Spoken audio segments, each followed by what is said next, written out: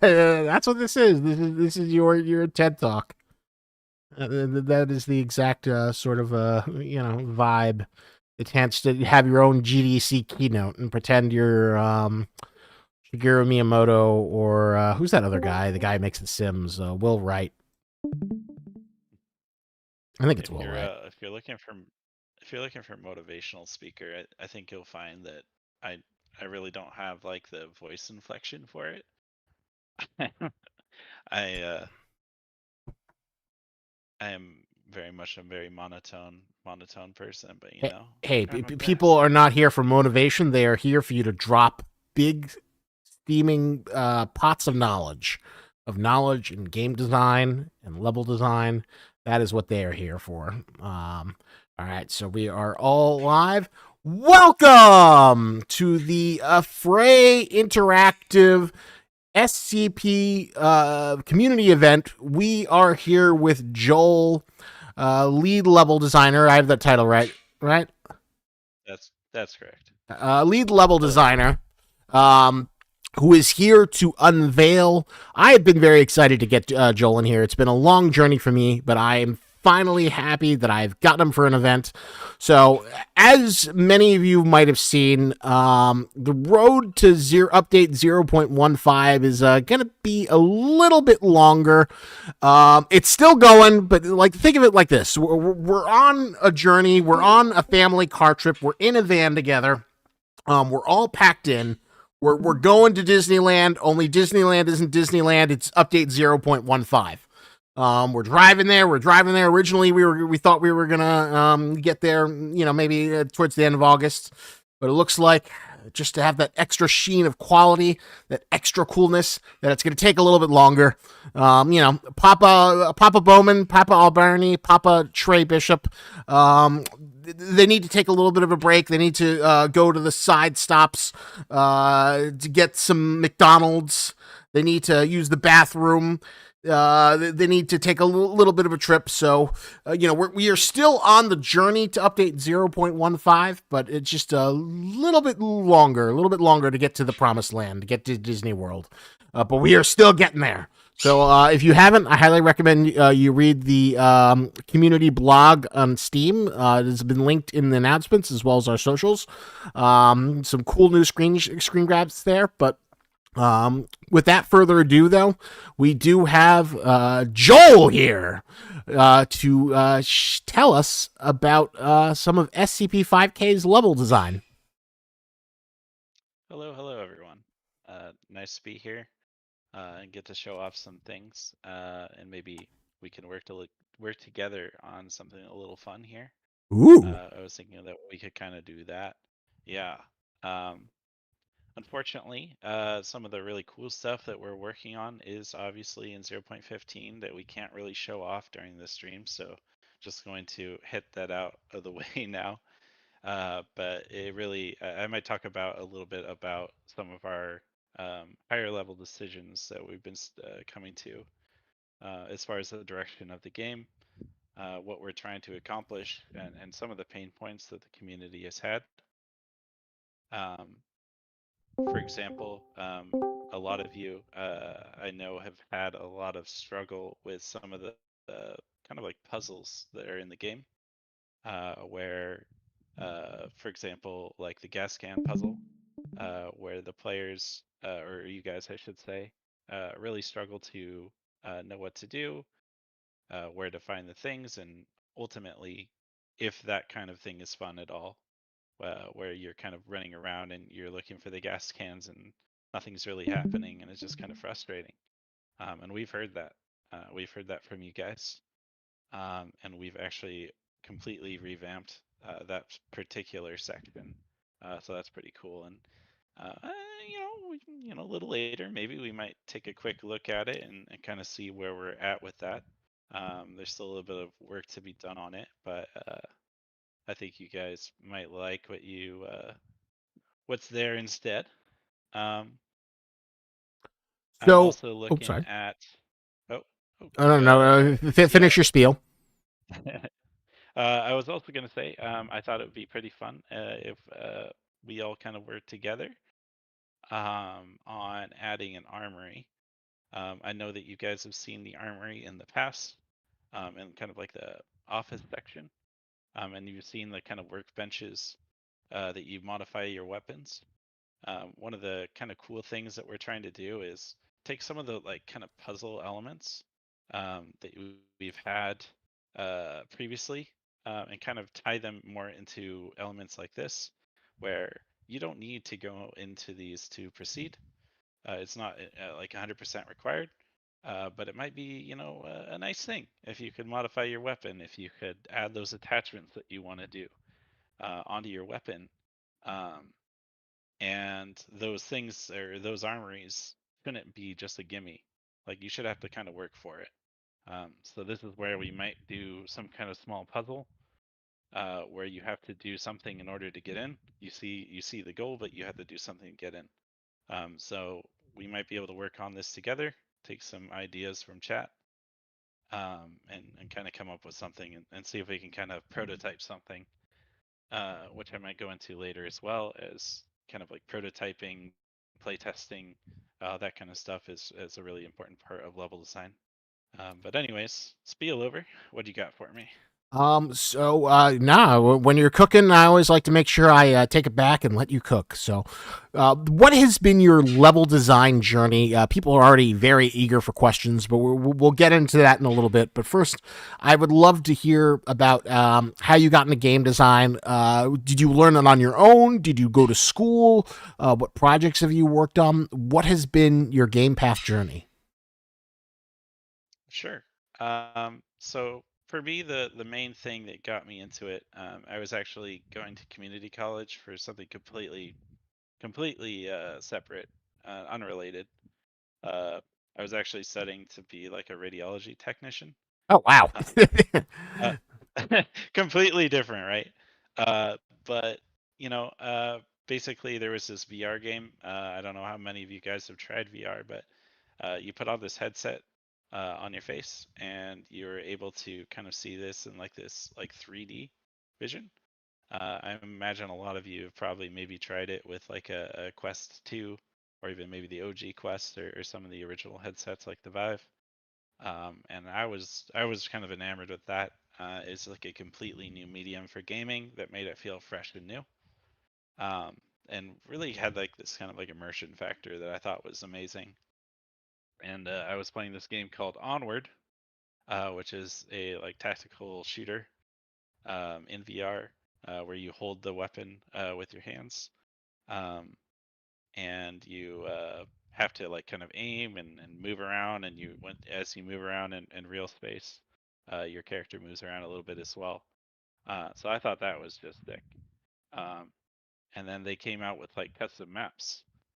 And for people that are interested in maybe doing level design or game design in general, this is a really important point for you guys, because doing kind of like modding or custom maps or anything like that, where you take an established game that has some kind of modding tools and make something in that, game developers take notice of that. They're really impressed with people taking that kind of initiative and making something that's really cool. And it really gives someone like a really practical view into what you're doing.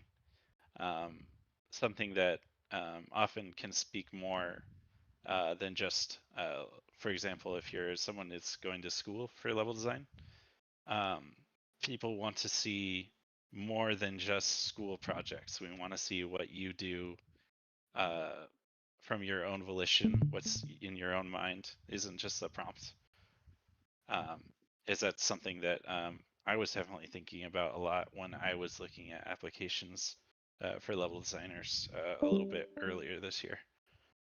Oh, that's But anyway, that's super interesting to hear because it does seem that like a lot of level design talent is just people doing mods for existing games. Like I remember there was a story a couple years back from Destiny 2, or no, there was this guy who made this like Skyrim mod, and it was like a he spent 1,000 hours building this mod, which a whole campaign, and it was like 20, 30 hours of gameplay. And because it was so impressive, Bungie hired him to be a level designer in Destiny, where he would proceed to create quests where you would just hold the checkpoint for 5 minutes. Since the first Destiny had very limited level design, but I guess for someone who's many people here love to build SCP games or become game designers. What is the difference between like just modding a level versus like a more professional level design? Since it looks like you've been had the privilege to actually look at people's applications. Oh yeah. So basically, I think the biggest transition from that is that generally speaking, on most mod projects, you're going to be working with, well, just working by yourself or maybe with a very small team. Something that you have to get used to is working with a larger team, working within the standards that your company or whatever project that you have has set up. There's no room for I. You have to kind of work with a lot of different people. You have to come with compromises. You need to be able to share your ideas. Um, and that's kind of where sketching out your ideas on paper or whatever kind of medium you want so you can kind of visualize your plan and write out the flow is really important. So doing that documentation, which is a step that is really easy to want to just skip. I know what's going on. I know it all. It's all in my head. But you kind of have to work through that and really force yourself to take the time to really have clear documentation. And just for like again those people that are actually looking to get into the industry, having strong documentation and being able to show that on your portfolio is absolutely key. If I don't see kind of that documentation, then it's going to be kind of like a black mark, as it were, because we need to be able to know that you can kind of think about your ideas, plan out your ideas, and show that through your documentation. Um, but I mean, it's modding is really just an absolutely great way to cut your teeth on it and to figure out the engine, to figure out any kind of side tools that you have to use. Um, and really, like, let's just say you wanted to work on a particular game and then you made like a mod for it. Well, the developers of that game are probably much more likely to look at it and kind of see what you might be able to do with more like internal tools or working with the team and really impress them. And honestly, that's how I got into uh, my main position that I worked on uh, before I worked at Affray, which is at Downpour Interactive. Um, I got brought on as a level designer, um, which was really, really cool because I had played kind of embarrassing, but thousands and thousands of hours of Onward, both in the competitive scene. And then I started making custom maps, won a couple map making competitions that they had. And from there, grew out on the team. We got acquired by Meta a little bit after that, and we just kept going on for a couple of years. I was the principal designer for the latest map in Onward, or main map, I should say, in Egress. I think there's a really interesting kind of change too, and kind of interesting to talk about as well, where being a level designer, you kind of get into these kind of niches where you know specific things and you have just kind of worked with that medium for some time. Uh, where, for example, Onward is a shooter that's similar to SCP-5K, but 5K is much more about like the campaign and like having story elements and uh, working with a lot of AI and all that sort of stuff that is quite different than working on a multiplayer focused PvP shooter game. Um, so it's kind of cool to have different projects that you end up working on to expand your skills and I mean even just to find what you enjoy doing because not everybody that wants to become a level designer is going to want to do first person shooters. Some people might want to do something more like a puzzle game, or maybe they want to do uh, some kind of isometric top down kind of thing like Diablo, and just kind of trying out different things and seeing what really speaks to you, because being really passionate about whatever you're making a level for, I think is really important. That passion shows in your work, and just makes it so much better. And so I'm kind of curious. It seems like what are the skills that make different for designing multiplayer levels from like single player experience levels? Because I'd imagine that they're two very different skills. For a dumb layman person like me, it's like, why don't you have a billion levels of Call of Duty? You make them 5 billion levels. It's all the same place. You could just shoot people in the new environments. But obviously there's a lot more craft in creating a really great multiplayer level, and that skill demand is different than creating a single player level. Oh, absolutely. I think the main thing you have to think about is when you're working in a multiplayer kind of PvP shooter, the way that your level is structured is fundamentally different. So instead of making like the most like really interesting paths that the players can take, and kind of working with that, instead you're having to think about the competitive balance. So let's say you made like a hallway and it's the only way through the center of the level, and now players can't flank. They have to go through a choke point, and it's really not very exciting for the kind of like attacking team, because they have very little tools in order to work with that. So you have to kind of base the level around what kind of tools that your players have. Um, so like if it's a game where you can make a path, like maybe you can break down a wall or you can use some kind of traversal tool, then having more of those choke points can be okay. But in a game where you don't have as many tools, where the level might be more static, you have to give them several options in order to kind of approach something. And any kind of choke point or area that is really open, you have to kind of think about where the balance lies with that, what the sight lines might be, and all sorts of things like that. Now, with a game like SCP-5K, where again our main enemy is AI, they're not necessarily near peer, in that the enemies that we face aren't always going to be guards. Um, Obviously, like in the name there, we want to kind of have a lot more encounters with SCPs and just make it kind of more on the spooky side. So you have to kind of make level affordances to kind of match that.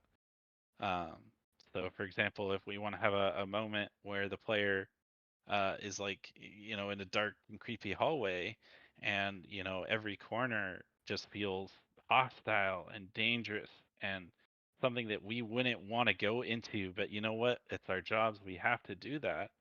Then the level is going to, be based on that. We're going to make it, claustrophobic. We're going to have, objects around the area that just make it feel uh, uninviting in a way. Um, so that's having that kind of thinking and working around the design of the game. This is kind of where you would work really close with your game director, and your artist team, to kind of create and kind of feel out that area, and kind of know what the theme will be. But ultimately, our jobs as level designers is mostly about the gameplay. Um, all the kind of art stuff comes second, after we've play tested it and we've have an idea that, yeah, this makes sense. Um, so that's kind of that. Okay. I think I covered the intro bit. Anyways, go on. Did you have something? Um, so, did you, just out of curiosity, did you ever, before you started working with Affray, did you ever have any background with SCPs? Was kind of like your main expertise military sims? Because it does seem like the Affray people have like two camps. It's either the military guy who just looking forward to making the ultimate tactical shooter experience, or SCP super fans. Although there are a few people who are like kind of fit into both brackets. I was curious to hear about yeah, where you lied.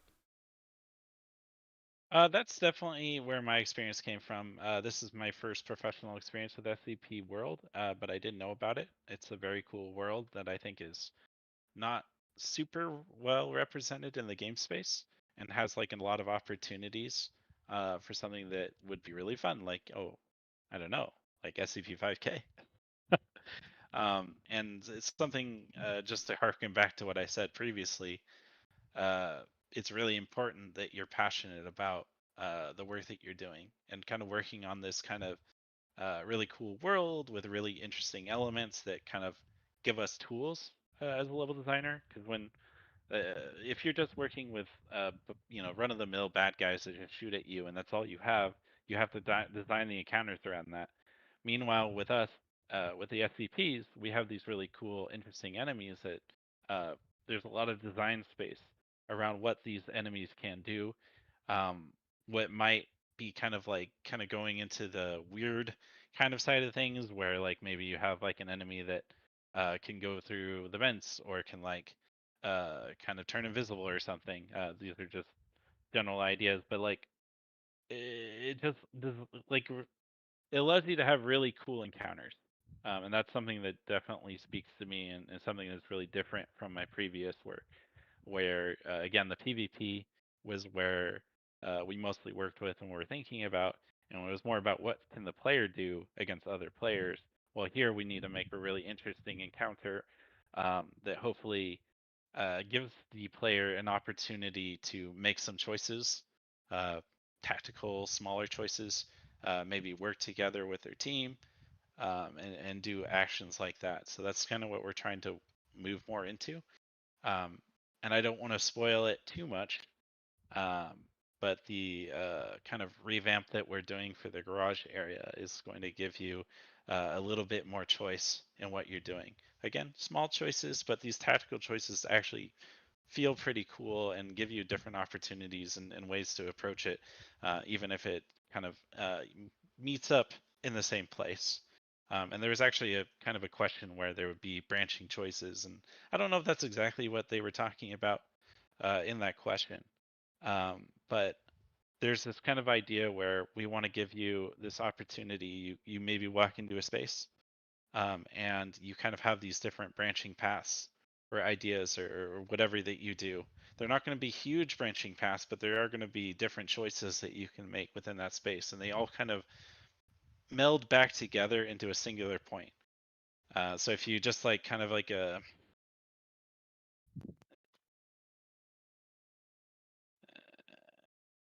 whatever, So would you if see, we just say? had Oh yeah. I like diagrams. diagrams, yeah. So like if we had this is where we started, you might be able to kind of go off and do something here. You might be able to take more of the direct path. Maybe you kind of go through like a side path. But then the important part is that it all ends up right back in the center. And something that we've kind of noticed and we want to kind of work on as well is kind of keeping the group together in a way, like keep them so that one player specifically isn't running ahead and like discovering all the cool things that can happen during the game, and then everyone that's just kind of a little bit slower or taking things a little, a little bit more tactically, don't get to see these things. Because we want to try and meld in a couple more like cool things that happen when you approach a wall and you like see something happen, like a cool sequence. And if all the players are always separated, it's really hard to have that because the first player that sees it, and then everyone behind does not get to experience that, and so the experience is less interesting than it was before. Um, So, that's easier said than done. Sorry to interrupt you, but Arc Erebus has used his free super chat message. I'm going to use it responsibly. And he also gave us $10, a $10 super chat. And he asked, do the cartwheel yet? So, because he was so generous to pay $10 to say that fun message, I got to ask, so let's say SCP 5K added a cartwheel function. How would that affect your level design? What kind of question is it? That's fun though. So doing like a cartwheel, you could maybe consider that some kind of traversal element. So maybe by doing a cartwheel, you might be able to go up something that you normally couldn't. Maybe the cartwheel is instead more of a combat ability. Maybe when you do a cartwheel, you are dodging enemy fire, and when people are shooting at you, they miss more. Um, or you could be used as kind of just a straight dodge with like a SCP, for example. And it's kind of funny that you bring up something kind of a little on the silly end like that, because that's something that we actually do.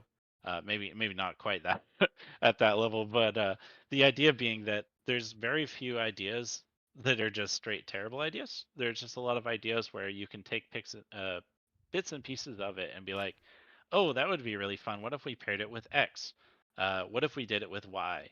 That kind of thinking, and trying to take the best elements, because ultimately the goal is to make a really fun game where you get to do really fun and different actions that just feel within the universe. But sometimes you can make affordances for things. Ultimately, it is a game, or you can explain it with in-game lore. For example, different factions or people in the universe, either SCP or different factions, like the GOC, for example, have a little bit of unworldly technology or skill sets. So that is something cool to think about. So there you go. Even something as seems silly can have lasting gameplay interactions and redefine how the level is constructed. And you know what? No first-person shooter has ever done a cartwheel yet. So I don't know if SCP-5K is going to break the cartwheeling trend, but you never know. Once we add mod support, it could become a possibility. So we do have some interesting questions before you get into the armory layout, which I am excited for. Losing Sanity asks, question for Joel. How's Ellie? Oh, she's doing good, man. Just great. The amount of times I hear that joke, by the way. Do you get it a lot? I just want you to know. I just want you to know. I had this name first. They stole it from me. If I were you, I would just be like, I don't know because I'm dead. Whoa! Spoilers, man! Spoilers. I think enough times passed. Or I'd be like, ask Pedro Pascal. Um, so another question, a little bit more serious.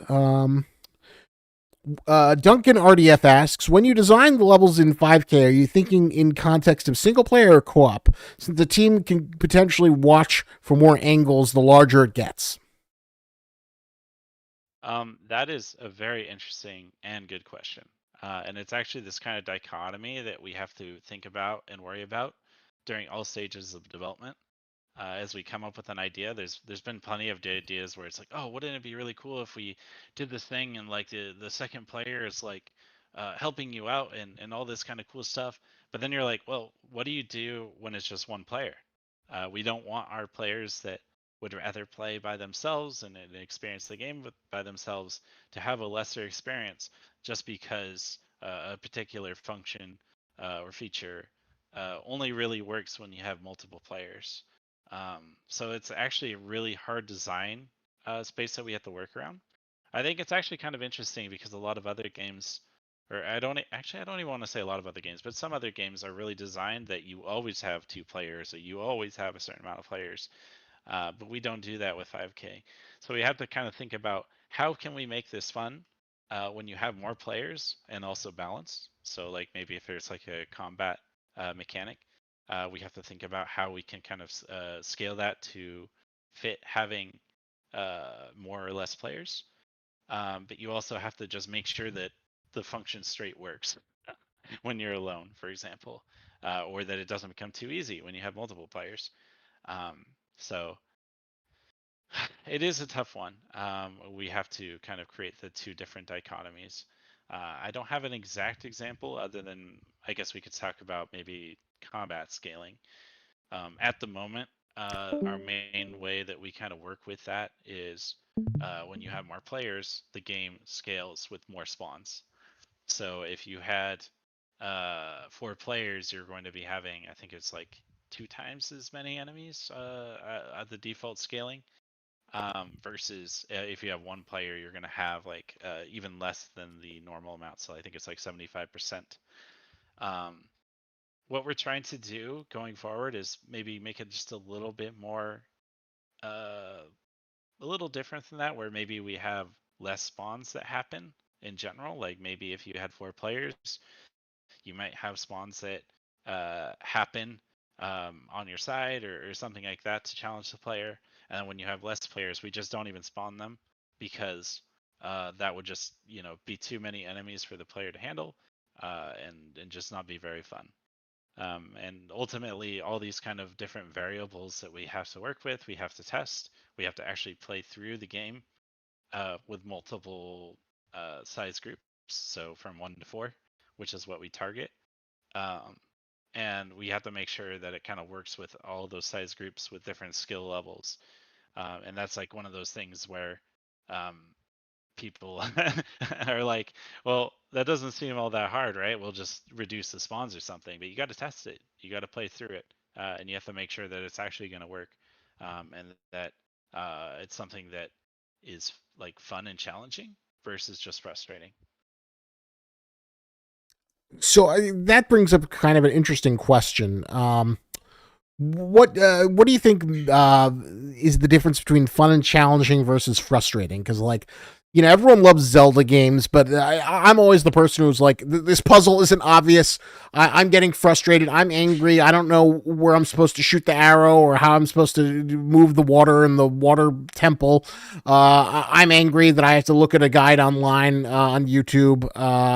Screw this.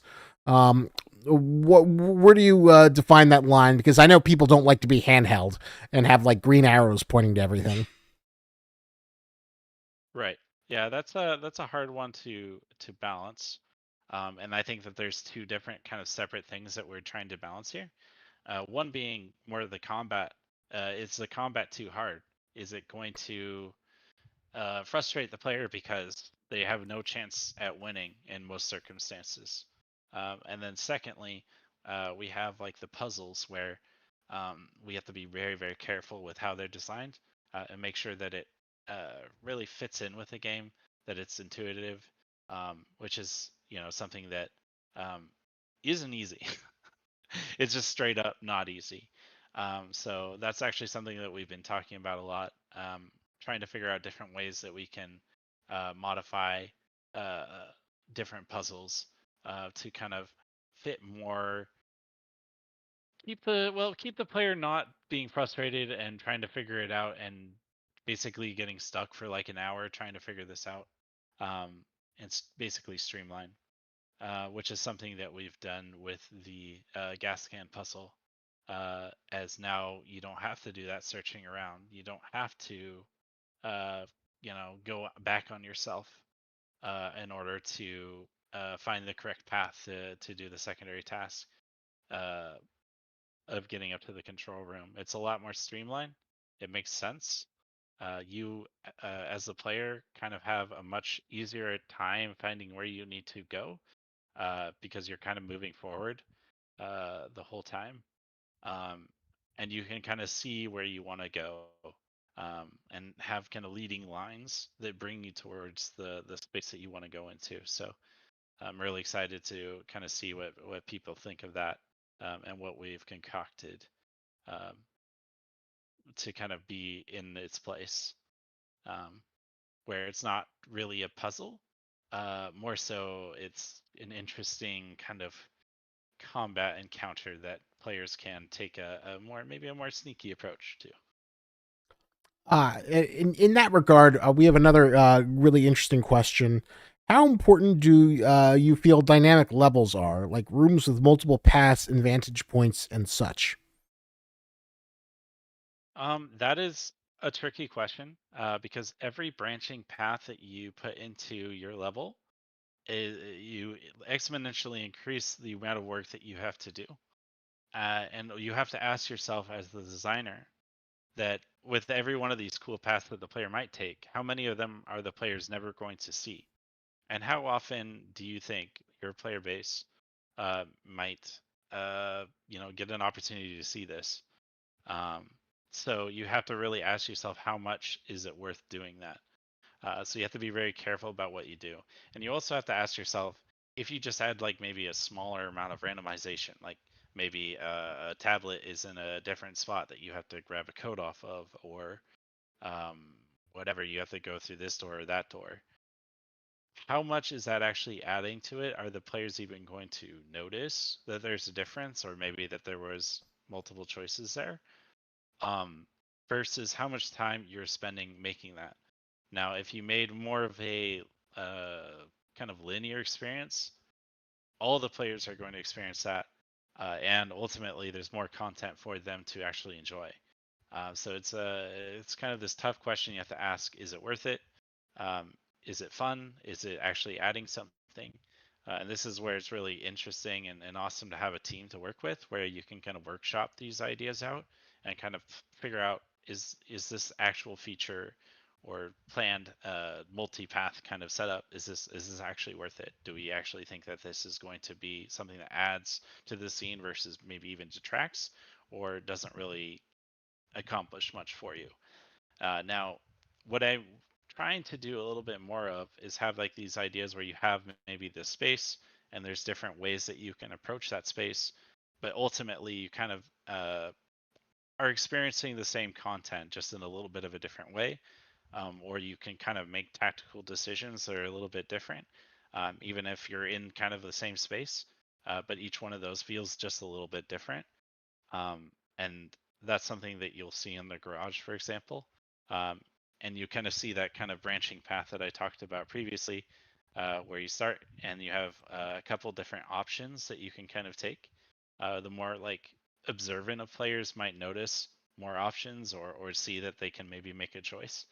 And then kind of leads back up into the same kind of linear path the players end up taking. Um, and kind of then we go down and we kind of see more of the specific highlights or sequences or events that we really want players to see. So kind of moving between those two different ideas, I think, is really important to try and give you that player choice while still having the optimal amount of content. Player choice is always the spice of life. Would you say Halo Combat Evolved was kind of an inspiration for that decision to kind of like have those multiple branching paths? I think that's a pretty good example where you have kind of like an open environment where you can kind of tackle it. You have to do the same things, you have to kind of do the same objectives. And when you do it, you kind of all end up together and you see like something really cool, like a cinema scene, or um, like a specific thing that happens, or you go into a specific set piece. Uh, you go into like a maybe like a vehicle and do some kind of like a vehicle section. So yeah, I think that's a pretty good one to look at or think about. And there's a lot of kind of those examples in other games where you see some of the work that some other really talented developers did, and you can take inspiration from them. Um, I think the key point there is to just not directly copy them. You know what I mean? There's a lot of room for your own creative ideas, um, and showing that off, I think, is really important. Not wearing any particular inspiration so heavily on your sleeve that it becomes really obvious that um, basically you were maybe trying to recreate it or something. That's kind of more of a tip for any aspiring level designers as well, um, that are out there.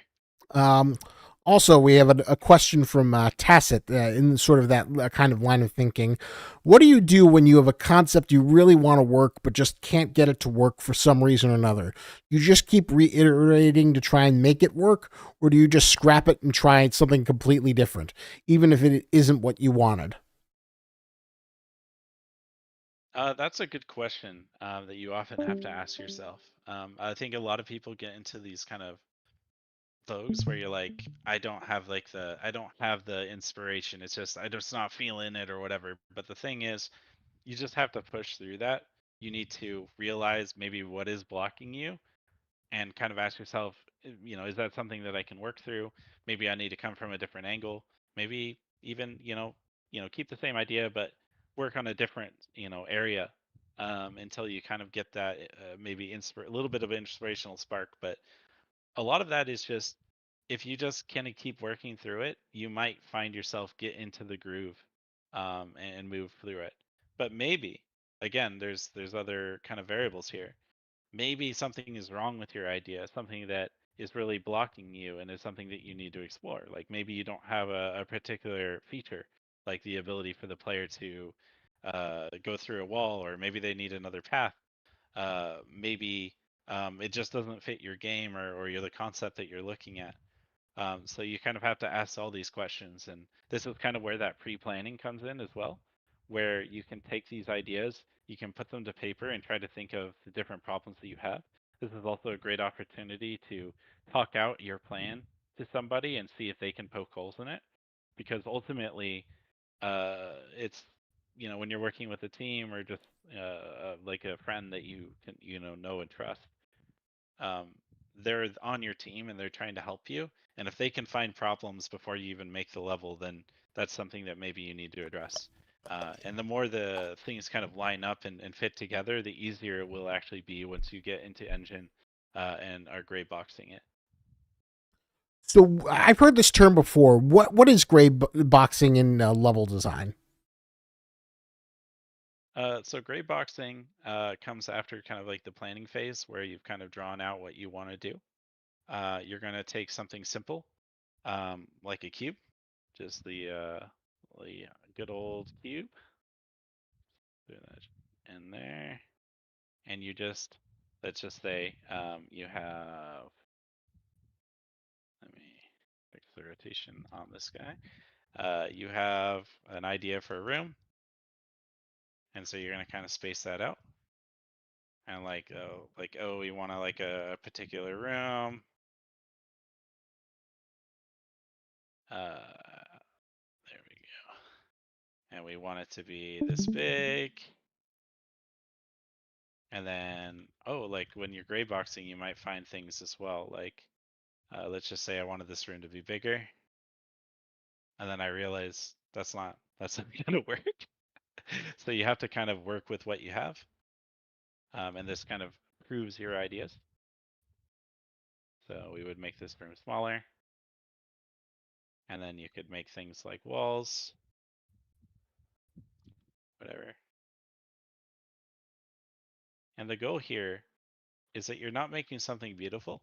You're not making something that you want to show people, your friends and family. This is what you're making to make sure that the level's fun, that the flow works, that players understand where they're supposed to go. And ultimately, this is something that you want to continue with and continue developing. Because if you go through and you make like this really beautiful like finished art, it's a lot harder to go back and change this if things aren't working out. You have to break things down. You have to delete all this like detail work. You then have to go to your environment artist or prop, set dressing person and be like, hey, so I know all this cool work that you did. I want you to like redo that now. And that's really demoralizing for them and is really demoralizing for you. So the more that you can spend the extra time to do your level when it's like this, and it's just like, oh, I don't really like this wall like this. I'm going to add a 45-degree angle because it adds like a lot, like a visual flair to the scene that we really like or something. Well, that's really easy versus doing something, here. Like if we wanted to change the layout of this room, it's a lot more difficult as we would have to, like delete these and remake these lines and do all the set dressing. So that's where the gray boxing is really important and really helps to prove your ideas before you actually make them. So there you go. That is how gray boxing can avoid colossal design mistakes and prototype your designs, because you don't want an oopsie whoopsie situation where you create something that isn't fun, or what happens with like a lot of Blizzard games where they just don't release it because they couldn't find the fun. Uh, Willow Dew asks, design wise, when creating cover for a player, how do you balance between the need to hide from gunfire and the mobility required to avoid the melee enemies, if that is necessary at all? I think it's absolutely necessary. So when you're kind of planning out a space, um, and you're thinking about what kind of things that we want the player to experience, is this more of a combat space? Is this more of like a slower kind of discovery space where maybe we're learning more about the lore, or we're getting a specific beat about the storyline, like maybe a character is talking to you, something like that. You kind of have to discover what you're doing there. Let's just say that this base is going to be for combat, and you kind of decide, okay, there's going to be combat here, but where exactly is it going to happen, and how can we make that interesting? So we take that. We're kind of thinking like, what do we want to do? Do we want to have like a gunfight? Do we want to have an SCP fight? Do we want to have a mix? So you're kind of answering these questions, and during this whole time, you're kind of drawing out what you're kind of planning to see and kind of making notes for it on your kind of paper drawings, um, which you should have a fairly rough idea. Not so much like every wall has this and every that there's like every 5 feet there's going to be a pillar or something that the player can see and adds visual elements and pipes. No, we don't care about that. All we care about is the gameplay. We need to make sure that the gameplay that we're going to craft makes sense, that we hit all the elements that we need um, to have, uh, and that it really fits what we're trying to do here. So again, with this example that we want to have a fight that has both melee and shooting enemies and kind of balancing that, then yes, we do need to think about that. Uh, Maybe you're going to have a space where the player starts, they enter the room, they then have cover that they're fighting the enemies. You know that melee enemies are going to come, so you're going to put a bit more of an open area that the players can walk through. There's still going to maybe be some interior pillars or something that the players can take cover behind, but at this point, we know that the players have dealt with most, if not all, of the ranged enemies, and we're now moving to more of the kind of melee enemies that are rushing in from the sides. We know that this is happening because we heard the doors open or them breaking down the doors. Um, and they're coming in, and this, like, you have this cool moment where the players feel like, oh man, I'm being ambushed and now I'm having to defend myself. Boom, boom, boom, shoot, shoot, shoot. And then as you continue moving on, maybe you have more enemies come from like a balcony above, like guards or something, and that gives the player kind of like this idea that, oh, now I need to get to cover, so that pushes them forward because they're kind of now out in the middle of no man's land. um, but kind of knowing that the players are going to be out of position, that they're going to be exposed to the enemies, you make that first kind of wave of enemies only have submachine guns and pistols, for example, kind of giving the players more of a chance. Because especially in our game, for example, the player is pretty fragile, and that it could just take a few bullets to kill you. So you have to be really cognizant of uh, what kind of threats you're going to throw at the player, and that it doesn't end up feeling really cheap. Which kind of rolls into this idea that yes, you should have a pretty good idea of what your combat encounters are going to be, what the player does, where they get to when they kind of are moving through the space, and kind of what kind of intensity um, that they have. I might be able to. I just need to show a little bit, maybe without exposing too much. Ooh, Uh, secret levels. Uh, not level, but more of the documentation. Because I don't want to spoil what we can't show. You know what I mean? But um, so, although I'm just kind of we curious, did. Uh, just for fun, have you ever thought of like, have you ever seen anyone play one of those like troll games, like I Want to Be the Guy? Explain it to me. So basically, I don't know if people still do them. Basically, they're games that kind of like use composite assets of like 2D games, but they're designed to be like really frustrating to play. Like every step you take is some impossible to avoid trap that's just kind of designed to annoy you. So, have you ever thought of designing a level that's just intentionally meant to like troll the players and just be kill them and be unfair as possible and just be as annoying as possible? In general, no. I want the experience to be fun and engaging and feel like the player has agency. I think that there are some opportunities for like maybe little side secrets that maybe tie into like SCP lore, where you have some elements kind of similar to that. That it's not, I don't know, like the SCP world isn't designed to be fair, and we could kind of have that kind of tongue-in-cheek kind of reference to that maybe. But specifically, when we're designing a level, you want to make sure that it's really fun and that it's interesting, and the player feels challenged but not overly challenged. Um, and if you make something that's so difficult that they just want to throw their controller across the room or their keyboard and mouse or whatever, then we've kind of failed there. To be honest with you. Hey man, there's a whole streaming meta of playing frustrating games. What's that game where you're like that guy in a stew pot and you have a hammer and you just have to keep on going up? Oh, I don't know if it's called I going can't up. remember the name of it. I feel like I it. don't. I remember. Yeah, I don't remember the exact name of it, but I know exactly what you're talking about. And it's pretty funny, for sure. Or any of those kind of QWERTY games where your hands and you're like controlling your arms and stuff, and you're more of like a spaghetti human. Yeah. Uh, yeah, those can definitely be pretty fun. Um, but I'd have to be pretty I don't know, like we have to be pretty careful about what we do in our game, is that's not really kind of like the main audience that we're kind of targeting. We're trying to get you immersed in the space. We want you to feel like you are a UIU agent or a GOC agent, um, and you are, dealing with these crazy circumstances that just keep getting worse and worse for you. But you're a trained operator. You know what you're doing.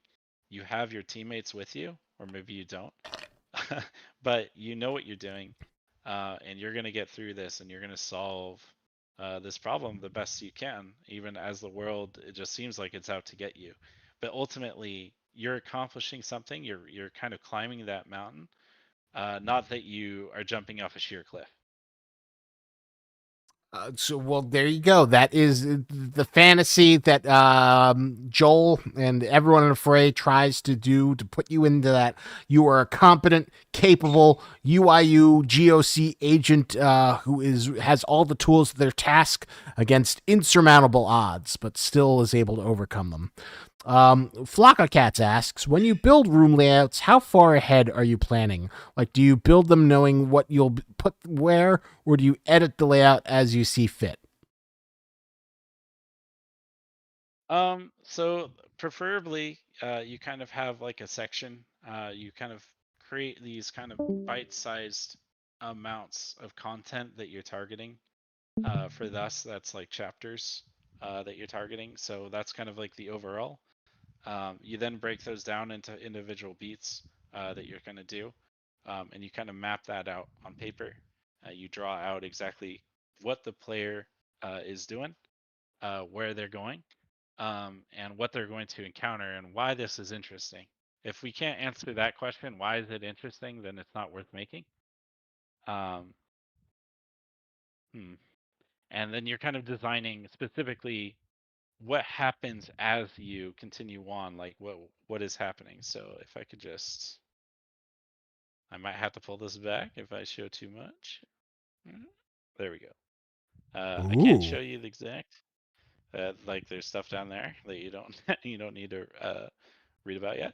But basically, we use tools like the beat chart, where you kind of map out the intensity and what the player is experiencing over time. This is the kind of working copy for Antarctica, where the player, starts out out on the ice. Um, you would have kind of like this narrative element as you're walking through the ice. Let's see, I had some cool photos too. Design. Let's open this and pull this over. Where the players start here near the boat, We have this cool, like, you are looking out in the distance and you're like, wow, look at all that cool stuff. It's kind of like a clear amount of room that you see. You move through here.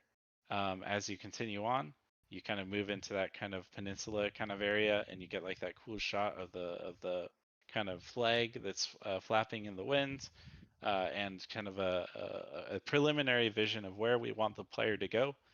In the village, it's off in the distance, and as we continue on, the storm continues to get worse and worse as we move on. From here, we get in the village, and then we have some further drawings. This is actually a initial drawing from our game director, Trey Bishop, kind of outlining to me what he kind of wanted to see.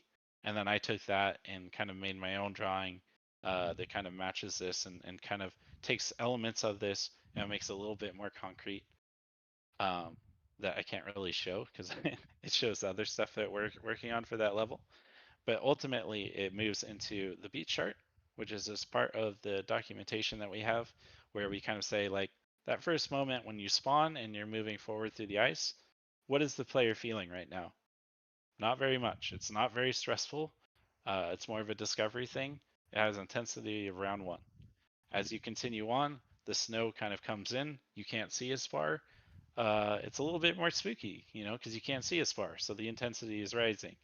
As you get into the village, you're starting to see frozen bodies, and you're starting to see different things, or you're dealing with a gate, and eventually you end up getting ambushed by the zombies and whatever, and so it starts the difficulty and intensity continues to rise, kind of culminating in the finale, which is going to be very high on the kind of intensity chart, where the player should feel the most intense during the whole mission is during that kind of climax moment.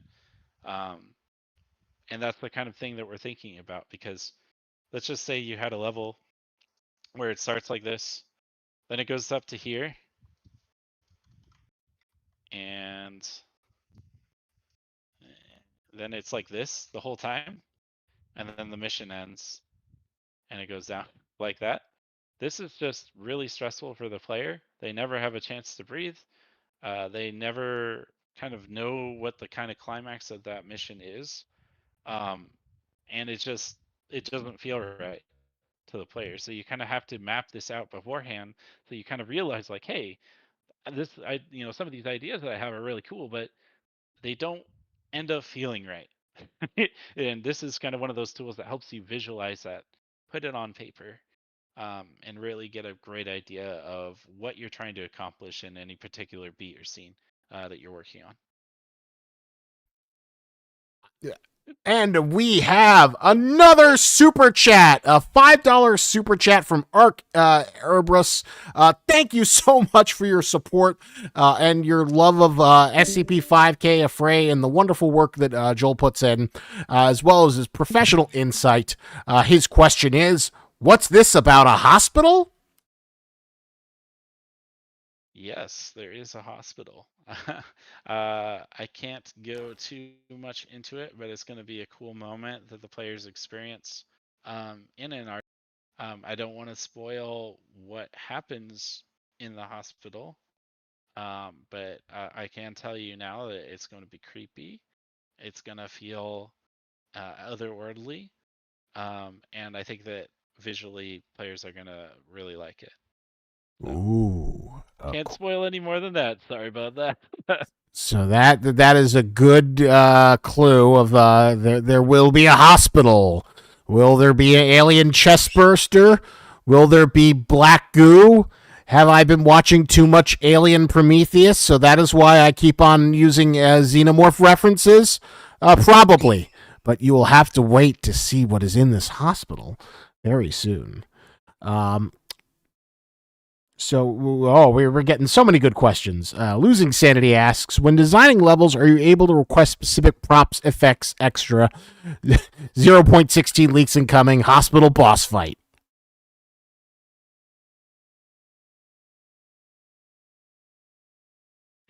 Are you joining the level design team, Isaac? No. He losing sanity was just asking, are you able to request specific props, effects, etc. And then he was kind of joking, saying, Yeah. 0.16 Leafs incoming. Let's have a hospital boss fight. Oh, it was him. You kind of cut out a little bit there. I thought you were saying that, and I was like, okay, you wanna help out, man? I can get that sorted. But um, uh, yes, that is part of, especially when you work on a bit of a larger team or specific, like a team with very specific roles. You do work with different departments. One of those departments, or a couple of them, would be 2D art and 3D art, where we take kind of these gray box elements. Let me do this. You have kind of these gray box elements where you kind of have the general shape of whatever you're trying to accomplish. We don't really care that it doesn't look very good. We don't care that it doesn't have all the detail. It really, really doesn't matter. What it does matter is that we get the feeling of what it's going to do. How is this going to affect the gameplay? What is the player going to see and do and feel? So for example, here we have just like kind of the general idea of buildings that the player is going to encounter and kind of blocks the space that they're in. And I then take this and take some screenshots for 2D art, who then does their magic, kind of drawing over the scene, where they kind of show, they take this and they put like what the building might look like, and like a really absolutely like stunning looking 2D art piece, the kind that you would like want to make your screensaver. Um, and then 3D art takes that and kind of the ideas and kind of working in conjunction with level design and the director, as well as like the 2D draw over, in order to craft these different spaces or tool assets that you particularly need in order to accomplish that goal. So, for example, if you kind of think in Arctica as it is now, you have kind of this building, but it is made out of modular pieces, uh, specifically made to kind of accomplish the shape as well as that of other buildings in the scene, in order to accomplish that goal. And again, documentation. This is where it's important, because I can give um, our 3D lead exactly what I need from him, and he can kind of work on that and plan that out for his team. I then kind of show him what I'm thinking as part of the gray box, where we can kind of build out what some of the dimensions of these are, in order so they kind of know what they're doing when they're making that 3D art, and whatever program they use, for our case, Blender. And we kind of are just working back and forth. I might kind of go back to him and be like, hey, I think you like, maybe we need this specific thing, or I think it would look better if we had like a window here kind of thing, and work with them. The more modular your tool set is, the more on the level design side or 3D art kind of side, for like the set dressing part of the passes, the more you can kind of do that yourself. But in general, we're always having this kind of back and forth communication between different departments. And it's really important that you have a really good ability to talk to people, to have those interpersonal relationships, and to really be able to very concisely ask for what you need, and get that from them, and communicate exactly what that is. So that also ties into another really good question. Cal and stuff asks, how do environmental anomalies like SCP 7566, the screen anomaly, and 1262 affect your level design? When a new SCP gets added to the game, does that excite you because it's like a new tool you can use? Or is it kind of frustrate you because it's like, oh god, I gotta redesign the levels to make sure that the door squid works? So usually, it excites me. I like having more tools in the level design space in order to make and craft really unique experiences the player wants to experience. I want more tools to make fun and varied combat encounters. I don't want the player to just be fighting zombies. I don't want the player to just be fighting guards. I want to have like the throw cool enemies in there. I also want to take different beats that I want to have. So you have like those high intensity combat moments, and that kind of tapers down to more of like a kind of a beat where you're traveling through space, and you have more of the kind of enemies like the screen anomaly, or the door squid, or just kind of different enemies that are more of a environmental hazard, which you can use to inject excitement into different areas and keep players on their toes, um, so that they know that they're not, just because they're not in combat doesn't mean that they're not that they're safe, because they're not. SCPs work in mysterious ways. There's something always around the corner that you have to really kind of continue to worry about, even if you don't directly see it now. And those kind of environmental SCPs are just absolutely amazing additions, and things that we can add to our game that other games don't necessarily get to. And they're just really powerful tools for us in the level design toolbox. And in general, more tools, more options is something the level designer will never say no to. I think that the most important element of that, kind of speaking to the more like, oh, is there ever like a time that you don't like them? Well, the more time, the more that we know that we're going to have those specific SCPs or specific moments, the more that we can take that and kind of build it into our design. We can have a specific space that it fits in instead of trying to clutch it in later. Um, Sorry, cat was meowing. So we have a more specific kind of image of what the final scene is. Even if this SCP that we plan to add in isn't in the game yet, the more that we can kind of build that space in and know that we are going to have that, the easier it is to add later. So again, having a really great plan of kind of what you're trying to accomplish, and working with your game director, who's going to have like a really, really good idea of, or I could even say like maybe on smaller projects, like the kind of team lead who has like this really great idea of how the game starts, how the game ends, and how it kind of works in everything that happens in between there, and working in conjunction with them. Uh, that's where again that kind of communication is just really important. So that is where communication and working as a group becomes especially important. Genesis asks, "What's one SCP you would love to make a level design based around it?" Assuming you had the green light to pick any SCP from the 8,000 plus SCPs that exist. Um, that one's really hard because the ones that I want to make a level for, we might be working on, and I can't spoil that. There Oh, is one in particular I'm really excited about, but and I'm not going to answer that. But what that SCP is, but I think people will be really excited when we try that out and make sure that everything works, that everything is fun. Just know that there's something really cool about that specific um, SCP, that specific encounter, and I'm really personally really excited for that. Not to mention some of the really cool ones that we already have in our game. I will say though, just as a kind of a side note on that, um, it is really easy to have all these really, really amazing ideas, and they're like, oh, hey, I have this great idea. What if we had X and Y? Like, wouldn't that be so freaking cool?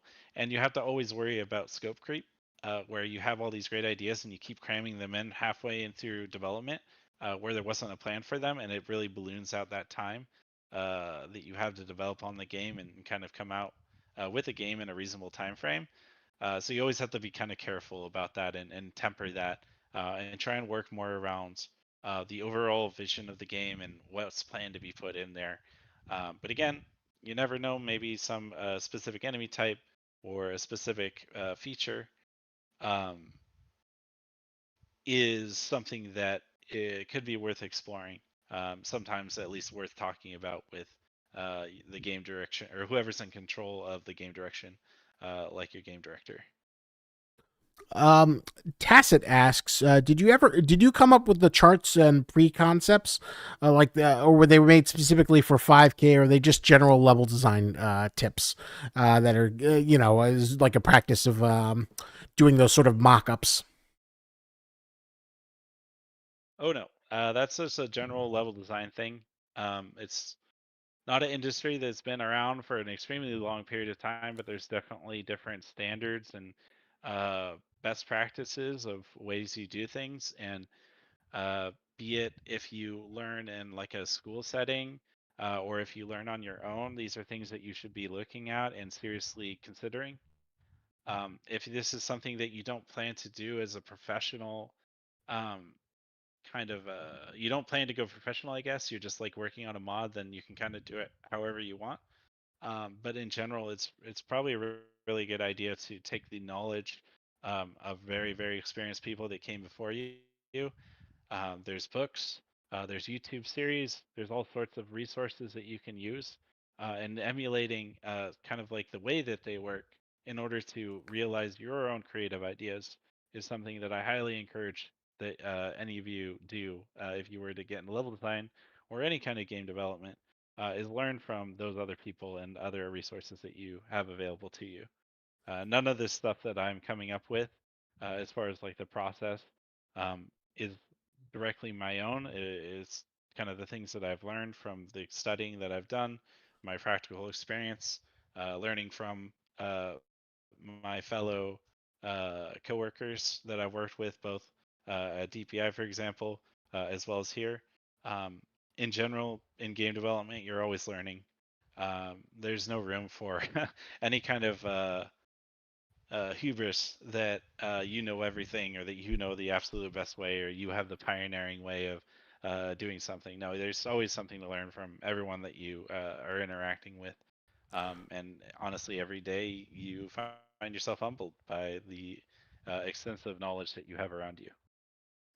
Is there any way you could boost your gain a little bit? Some people were saying that you sounded a little soft in your mic. Does that sound any better? Yeah, that sounds a little bit. You Uh, guys, Chat, let me know if that you sounds guys let me better. know.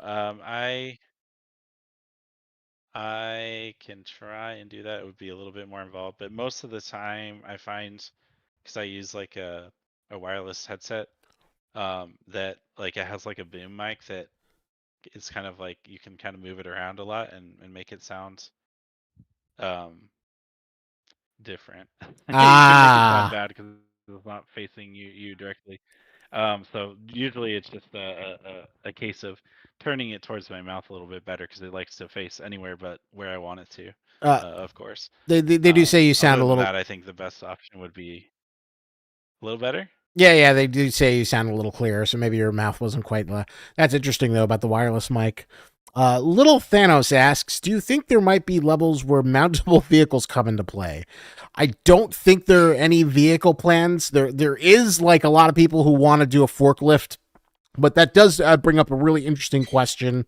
If there were vehicles, how would that affect your approach to level design? Because I imagine building vehicle levels for vehicles is a much more different task than building, kind of solo quarters or first-person shooter arenas.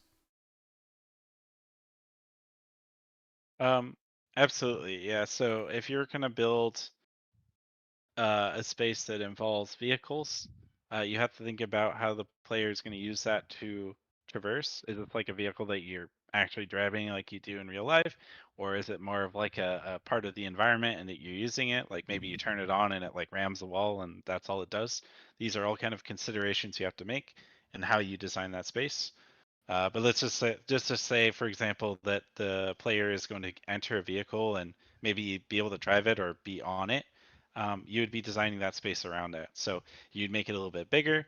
You would clear a lot of the debris out of the way because you need a lot more open space for a vehicle that can't just turn on a dime. You would maybe change some of the encounters to make that fun and interesting. Like maybe you kind of like jump over ramps, or you have to destroy barriers in your way. Maybe you're going to make it kind of like a chase scene where the player is moving away from something that's chasing you. Like, so maybe some big SCP is after you and you're trying to shoot it as it's trying to get you, and the people in the back seat are shooting, or maybe all the players are in the back seat shooting while an NPC drives you forward. That's the kind of things that you kind of have to think about, and kind of taking this very basic idea of, let's just say I want to have a vehicle section in SCP-5K. How would I have that vehicle section? What would the player be doing? How can I make this environment fit that design? Um, is really important to try and kind of make sure that it's fun from the start to finish and it doesn't feel like really half baked. And kind of just taking that idea continually forward and workshopping that maybe with your team, and kind of figure out what and you can do, what you have available to you, and making cool features that you can do that kind of match the look and feel of your game. Vehicles are fun, but they're not necessarily, for everything. I know, like, every time a new Halo game comes out, they always talk about in the vid docs about how they have to redesign the Warthog and how it's such a pain to get it working. But it is not the easiest thing to add in. With that line, Losing Sanity asks, Joel, how much control do you have over levels? Are the writers the supreme gods controlling everything, or are you able to change parts of your own? So that is interesting. Who dictates it? Is it Trey? Is it the writers who come up with a storyline in terms of like where you're going, or do you get to like the last say and saying, having the nuclear reactor here is bad for the pacing. We got to put some vines and crabs in. So the overall direction of the game comes from the game director, who has the entire game in his back pocket. He knows what happens from start to finish. He works with different departments to realize that goal. It's We're all kind of part of a kind of ecosystem that's working around this grand idea of a particular game, and we're going to help him achieve that. So as the level design lead, it's my job to take these overall briefs that kind of explain what we need to accomplish in any particular level or particular beat, and I need to help translate that into a level. So this is not something that I solely have the express decision-making power. This is not something that the game director himself or themselves has the particular express power. This is something that we're working collaboratively on in order to achieve that vision, but still take what I know in order to make this particular beat or level really fun and interesting. So we're kind of working together. I then take this kind of idea of this brief. I'm going to work with like a particular level designer that's going to be working on this, and we're going to kind of all between us three and maybe some others, like a small element of people. We're going to work on what the idea of the space is, what we want to accomplish, and have like a couple meetings and talk about that. That information is then going to be collated into a document. We're going to make the kind of design of what we're trying to accomplish. And for example, like a mural, which I kind of showed you a little bit of for Antarctica, which kind of explains everything that happens from start to finish. The B chart of like what the intensity levels are, any kind of like references and cool stuff that kind of inspire us. And we're going to start making like a general plan.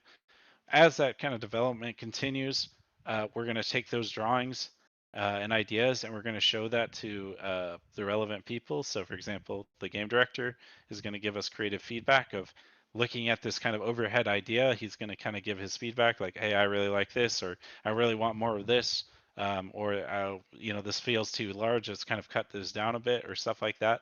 And we're going to kind of continue to workshop it through development. Um, we're also going to maybe show other departments like programming, who's going to tell us that our absolutely grand ideas of what particular features are maybe a little bit unrealistic, but like, what if we tweak this? What if we added this particular element and we tweak that? Would that work for you? And that's like, yeah, I think that really could work. Like, let's not reinvent the wheel. Let's try and make this both efficient and fun and interesting as best we can. And through that kind of workshopping process, we're going to kind of come to uh, a realization of a particular product or design space of a level.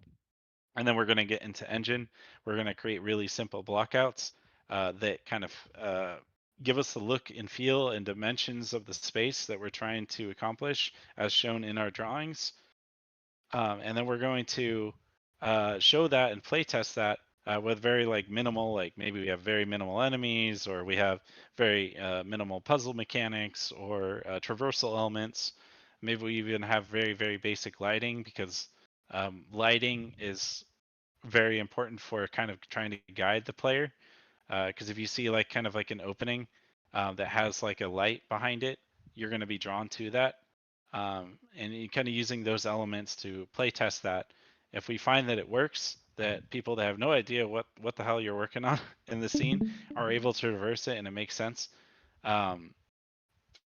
And ultimately, the whole experience is fun, because that is the number one goal here.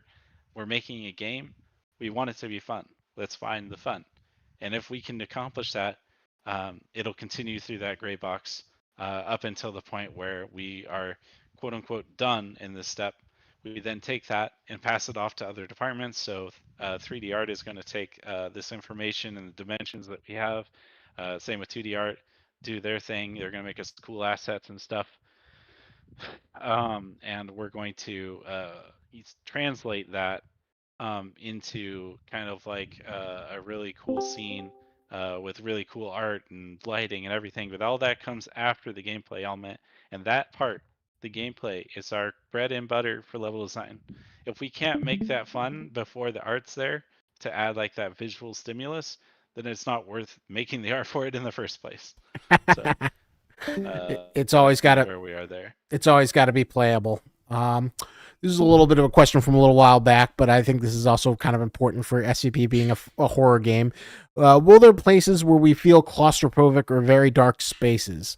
Because as of right now, there's like one or two vent sections, but there's not a lot of like classic Half-Life, wandering through the vents, head crab's going to come jump at you in 5K. Or are there plans to add more vents or other claustrophobic areas? Absolutely. We want to have kind of this mix of really fun combat encounters where you're encountering guards and you're encountering SCPs and you're battling them and you're using the tools you have available and the cool, really good gunplay that we have in order to accomplish that goal, and then kind of bring it back. Like, let's kind of really focus more on kind of the atmospheric side. Let's make it feel creepy, dark, dank, uh, just like, oh, like, what am I doing here? And how am I gonna get through this without getting absolutely like killed by like a door squid or something? We definitely want to accomplish that. Make you have to use your flashlight. Maybe put night vision on in specific instances. Kind of feel like you're kind of getting hemmed in around every corner, and that the kind of enemy that you're facing is not something that you can directly fight. This is beyond you. You're gonna have to do. You're gonna have to escape. You're gonna have to use other kind of tools that are available to you in order to deal with this particular threat. Um, and stuff like that, and really make you feel like every possible moment that you walk through this particular scene, that you're never safe, as you would never be safe in like an SCP facility that's gone rogue, just straight up. Always that sense of danger. Although, well, I'm kind of curious to ask this personally. The door squid that was added, does that randomly spawn in different areas, or does that kind of like stuck in like one fixed location?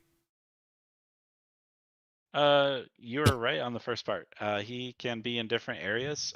We can put him so that he could spawn in like one of many particular places, as you do see in the offices, as it is, where he has two spots that he can be.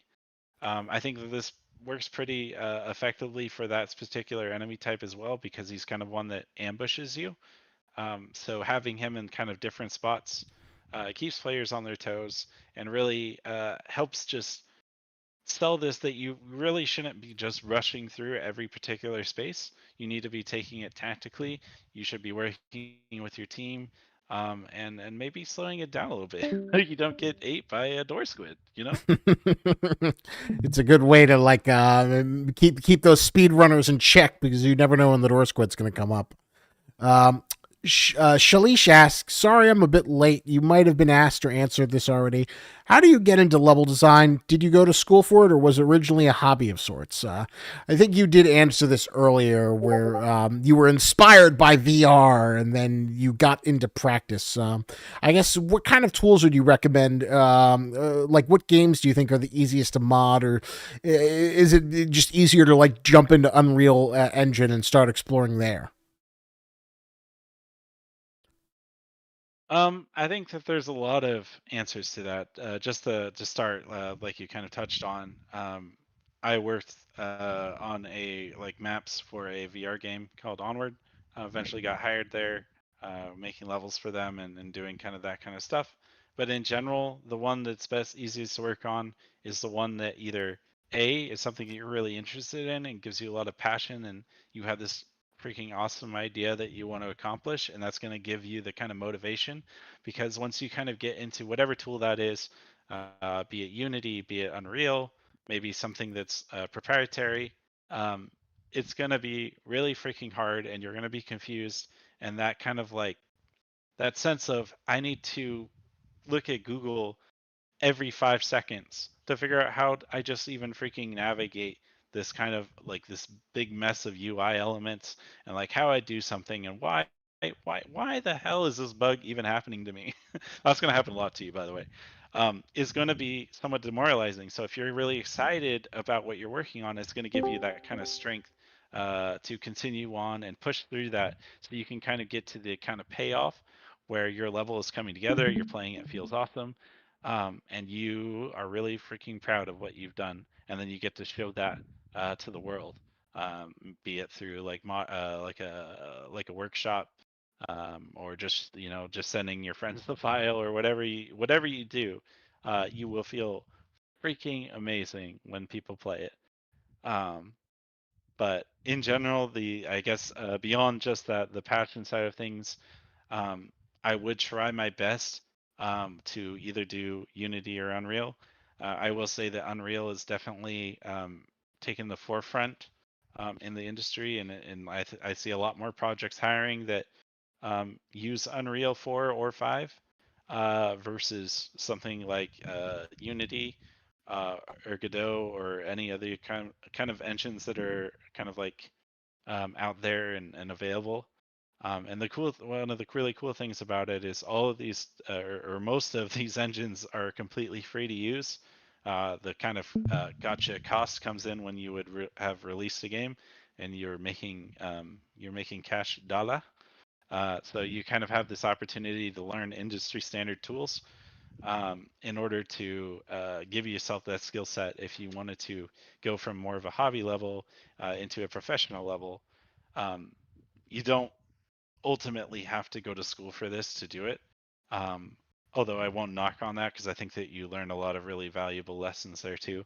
I personally did not do that. I just went from modding um, as a passionate, uh, self indie kind of developer to a professional one, and learned along the way.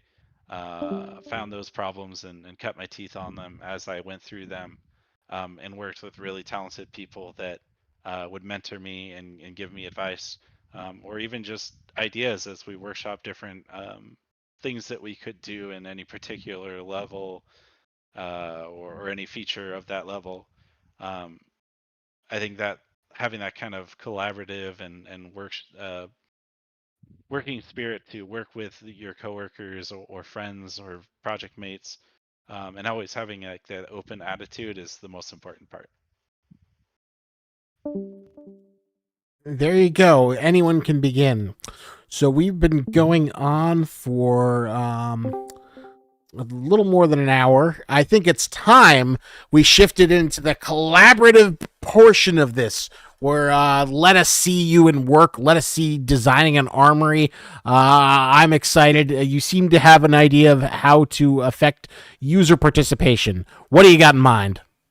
And Shalish says, Okay, awesome insight. Thank you. you're welcome.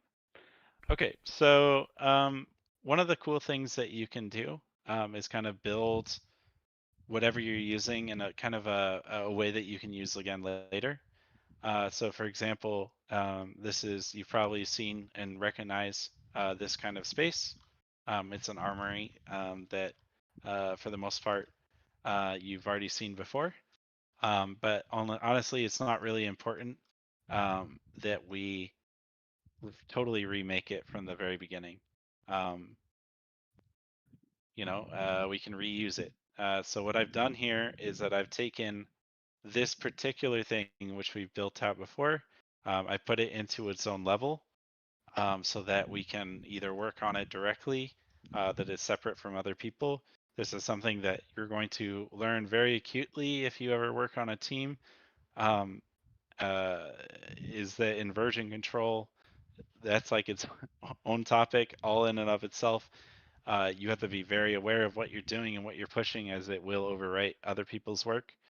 Um, if you ever, and again, if you're ever working on a project, even on your own, I 100% suggest that you get version control set up for your project. You can most often, do it for free. This thing, it kind of saves like the layout of your scene. It saves any kind of particular code or whatever that you have for your stuff, blueprints, that stuff. Not so much the assets themselves, although you can do that. When you're doing it for free, you're mostly trying to make sure that everything is set up the correct way. And again, that's something you can do for free with something like Git. But anyways, we won't go into that.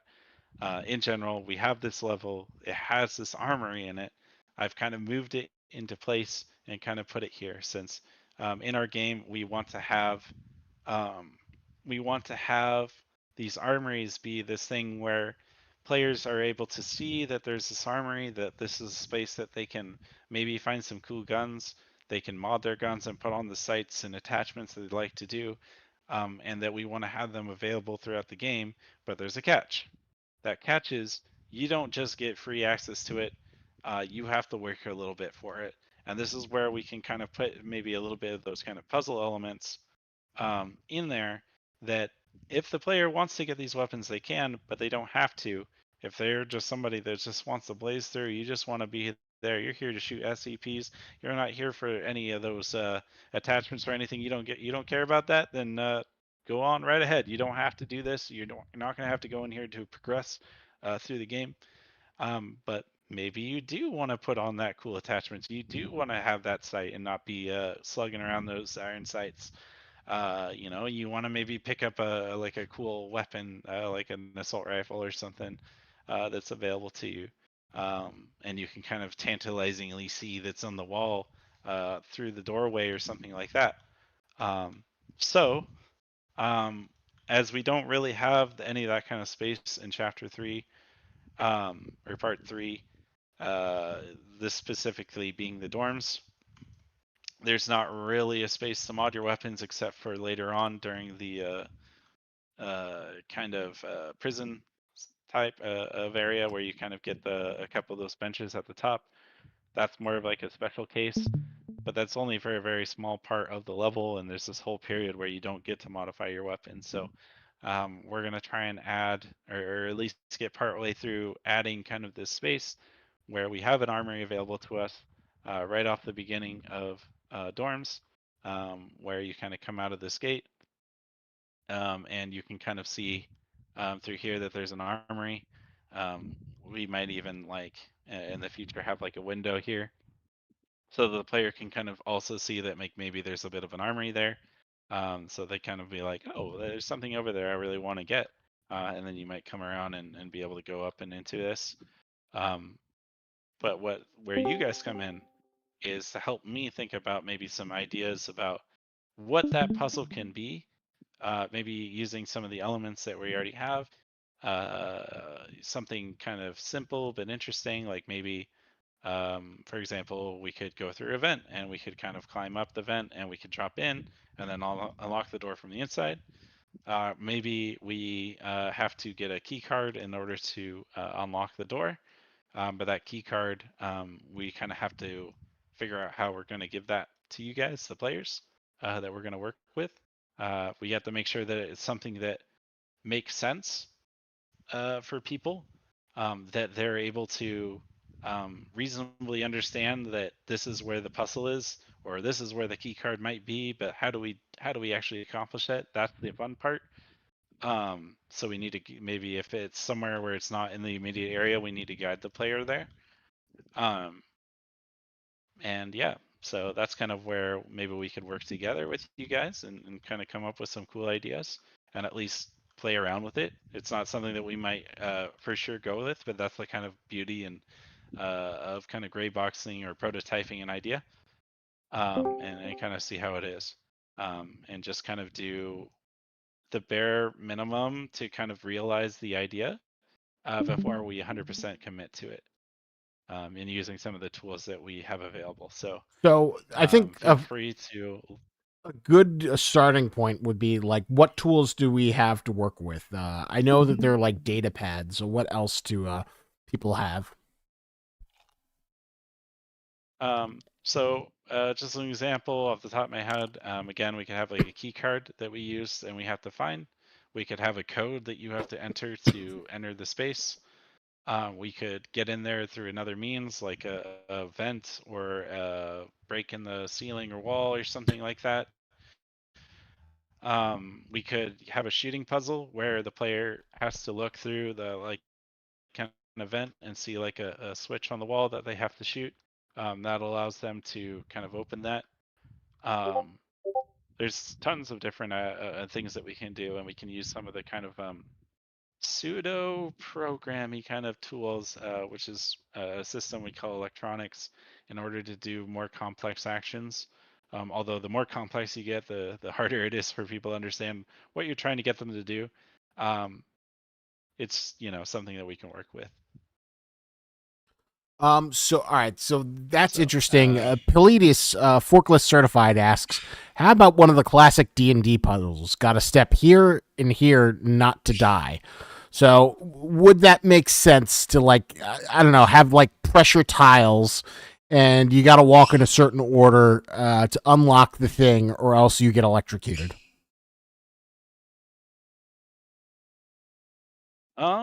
It's possible. That is a little bit on the complex side, and that's the kind of point where I'd probably make something really, really, what's the word? Really rough, and then I would show that to programming and ask, "Pretty please, will you help me make a really cool system, please?" Where I'm begging for these ideas, but we could do something where you might be able to. You have to be in specific places. Having it so you have like the more like the pad element where you have to be on both pads is something that you have to be kind of worried about, though, because we might not have. You might be a single player. You might not be able to do this just by yourself, and we can't have it so you can't access this if you're by yourself. So we'd have to make sure that this works with kind of one player and 4 players. So I know that somebody asked about that previously. This is kind of one of those things where it's like it's a really cool idea, but you have to be really worried about how that's going to fit with the kind of player counts that we target. So, is there any other ideas, maybe? That does mean it, that is a little bit of a complication. Let me hear your other ideas. This is the chance where you could maybe suggest something that appears in the game. So please throw out your suggestions. All right. So but before we get into that, I'll give you a little bit of a time to brainstorm and write it. Bobcat Power had previously asked me to give you 2 questions. He wasn't quite sure if he could be here tonight. But so these questions were, What is the best way to flesh out a level? And the second question is, how do you block out and figure out the layout of the level? I think you kind of covered both of those previously, where you showed out how you create diagrams and prototyping of a level. And I guess what is the best way to flush out a level? More prototyping, right? So for us, there's kind of this another discipline, like an environment art or like a set dressing kind of person that's going to kind of come in and kind of do the kind of pretty stuff. We in level design aren't necessarily people that are doing um, that kind of pretty element. It's not the kind of thing that we're mostly concerned about. Again, it's gameplay. So instead, for us, it's going to be stuff like this. So like, I want a piece of cover. I kind of know it's going to be roughly this high, and like the player is going to be able to like go up and behind it. Let's just say that it was like right here, and then I might give an example of what that might be and leave like a note for that person. And oh, look, and lo and behold, it turns into some planters that the players then can use as cover elements. These are the kind of the main things that we're doing. Once we kind of have this pass of every kind of element that is important as far as like, oh, we have all the cover that we want, and we have the elements that block the player, and we have all that. You're going to take some inspiration that you again have on that kind of document that you have, where you've just looked on Google Images and you've looked at like pictures of I don't know, like a government facility or something, and you have like these cool images of kind of like the vibe that you're going for. Depending on your team size and what exactly everyone does, you might work with 2D art to do drawovers, where they do the pretty stuff of making it like really obvious what you're trying to go for. You might work with 3D artists that are going to actually build out these specific props for you. Um, or depending on how big your project and what you're trying to do, let's just say you're like a modder, and you don't really want to do that kind of like 3D art yourself, although it is a very valuable skill to have. You might look on the asset store, and you might see what kind of fits what you're trying to accomplish, and kind of fit that in there. But if you don't have somebody that can actually do that, the kind of 3D art skills, you might run into issues where your game ends up being unoptimized because it's not kind of built to work together, where you end up with a lot of extra draw calls from all the different materials that you have.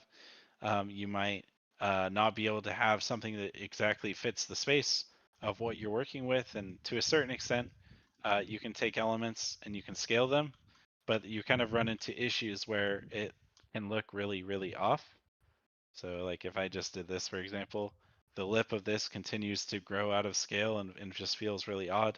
The textures get stretched. And players, I mean, I think we've all seen this in games where you see something that's definitely not supposed to be that size. And let me tell you, when you overscale stuff as a level designer, this is something that your 3D artists definitely notice, and they're definitely shaking their heads at you as they see it in the game. But um, yeah, so kind of having that kind of element to work with is something that you work on. Furthermore, again, depending on your team size, again, you might have somebody that comes in after you and turns it into a really pretty scene. They're going to add a bunch of decals and foliage around and different stuff that adds to the element. So for us, just having kind of like a blank floor with these kind of boxy elements, suggesting different things is what it might look like at first. And then when someone comes in and set dresses it, you have this really pretty kind of element where you have like the vines, going through, and you have, things knocked on over the side and really adding a lot of character to the scene. And you're going to have, um, a really cool lighting that just makes you feel part of the experience. And this is something that all kind of comes after. But you should, again, kind of build your spaces to fit what you're trying to accomplish. And again, not building it too big that you really struggle to fill the space um, with what you're doing. Um, and That's one other thing I'm gonna go into, but go ahead and ask whatever is the next thing. So well said. All right, so now we got some suggestions for some puzzles to try and build. Palladius Forklift Certified asks, "How about a door maze? Before the puzzle, you see a map on the wall telling you the required route. The section consists of a maze of small rooms with doors separating each room. Going through the wrong door equals door anomaly eating you." So how would a door maze make sense in the armory? It very well could. One of the benefits of a suggestion like that is that we um, already have some of the tools that we need in order to do something like that. That particularly being, we already have the door squid, so we can kind of use that to our advantage. The downside is that the more complexity it has is the more time it takes. But maybe we could gray box an idea like that and see if maybe that works, where we kind of have just a really basic room. We're not going to spend any time arting it up and adding cool stuff to it. And we kind of have you kind of go through here. But here's the question as well.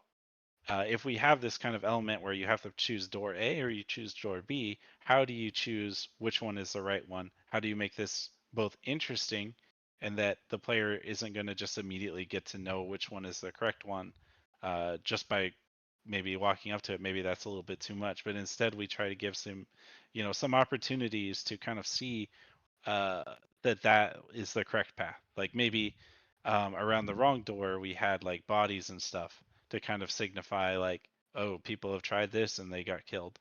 Um, and how do we also make this fit kind of the world? So for example, just off the top of my head, let's just say we had those kind of like maybe there's like a break in the wall um, where the player would be able to walk through.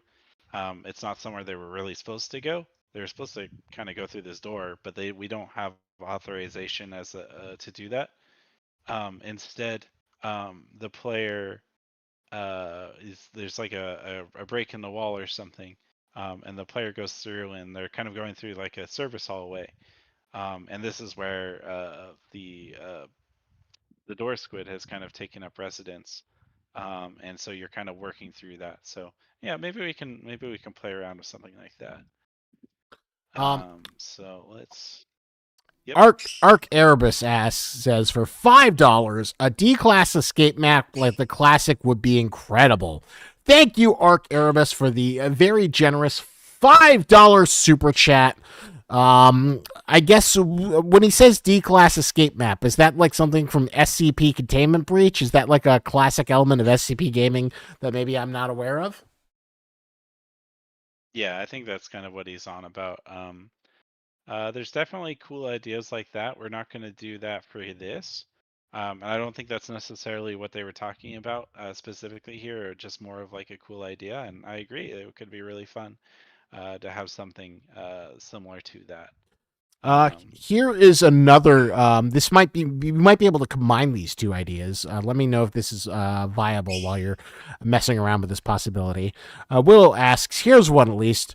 Another would be trying to find and cut a specific power function / fuse box. I.e., you have a wire running from the door outside, and you follow it to find the box, and maybe an encounter a minigame to sever the power and access the now unlocked door." So hypothetically, maybe this could be like diegetic game design. Like I heard the Dead Space remake had like a new element where you would go to an area and then there would be like 3 power systems and you'd have to cut off either like lights, oxygen, or one other thing and then kind of go through it. And so that way the player had to choose like what debilitating element would they deal with while, fighting off terrifying necromorphs. Would it be possible to have like this sort of room puzzle and then like maybe you see a diagram that tells you like you need to go to the server here in the back rooms, and then you kind of follow some different colored wires to get to a fuse box.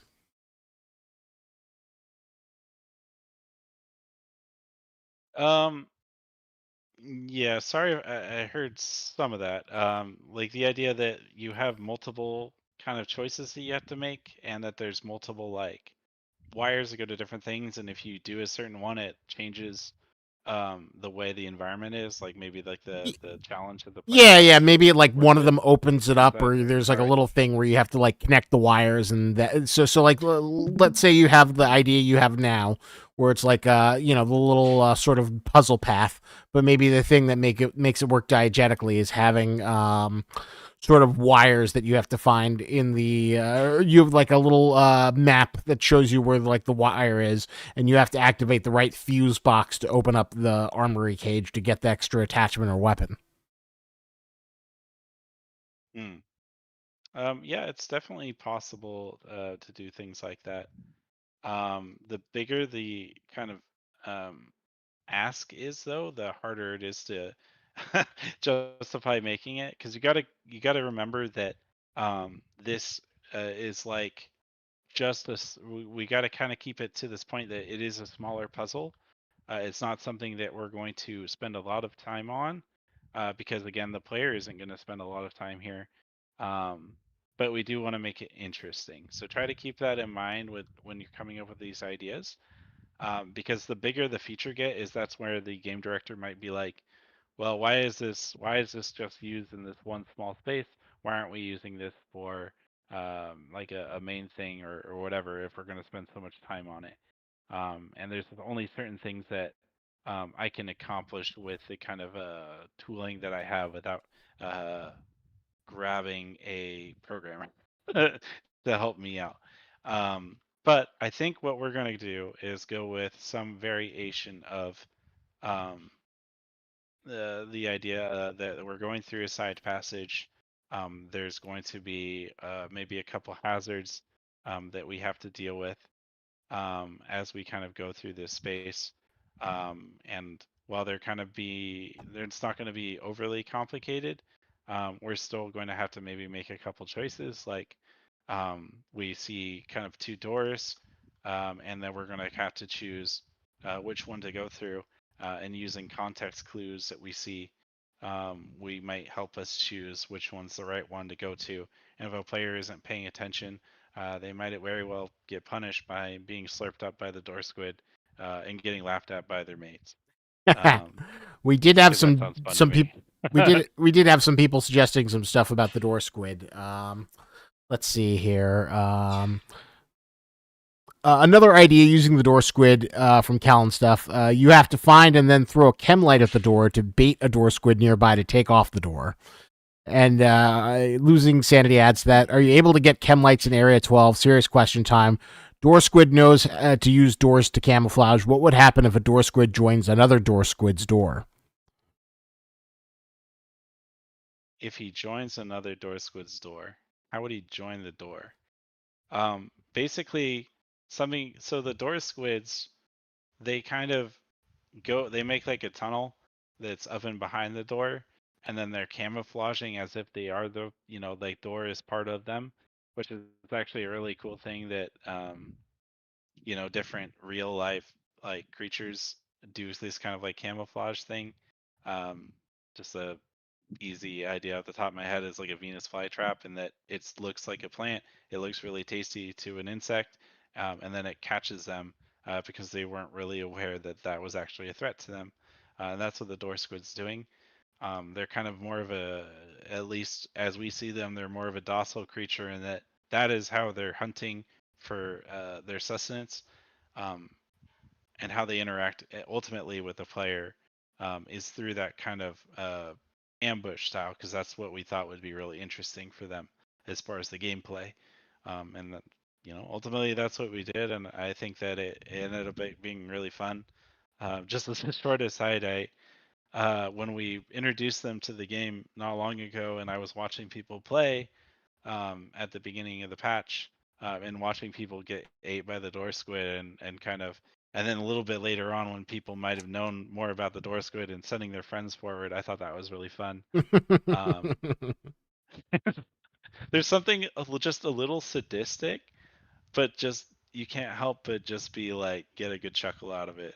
I don't know how many of you ended up kind of having that same kind of mindset, um, but it was a lot of fun to see that happen. Um, Send in a mate who may not. kind of forgot the question. Yeah. Okay. But yeah, so for this idea, so we know that we're gonna kind of go through this side area. And let's just get rid of this. So we know that we have this armory. And then we'll just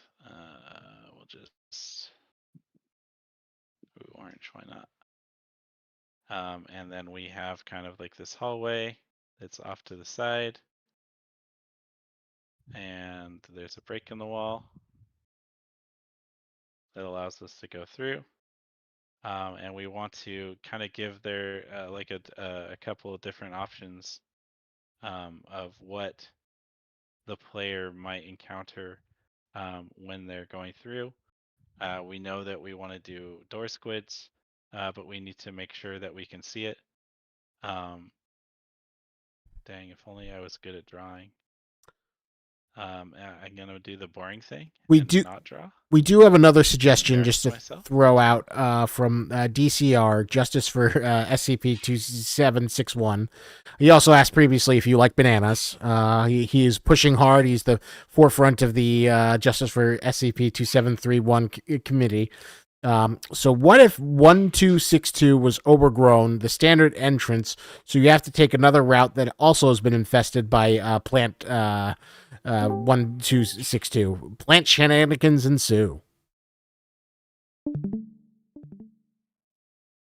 It's very well an idea. As to the original question, I'm actually not aware of that one, but I will blindly join your coalition and say justice for said banana. And if that's a terrible opinion to have, I apologize, ? And if not, then yes.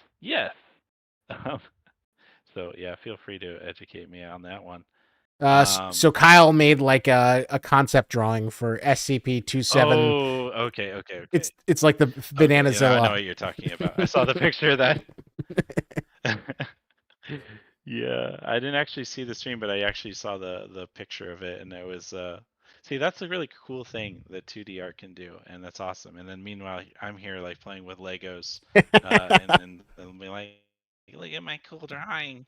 Look, there's an armory, guys. It's a square." well, this is the basis of fun. Anyway,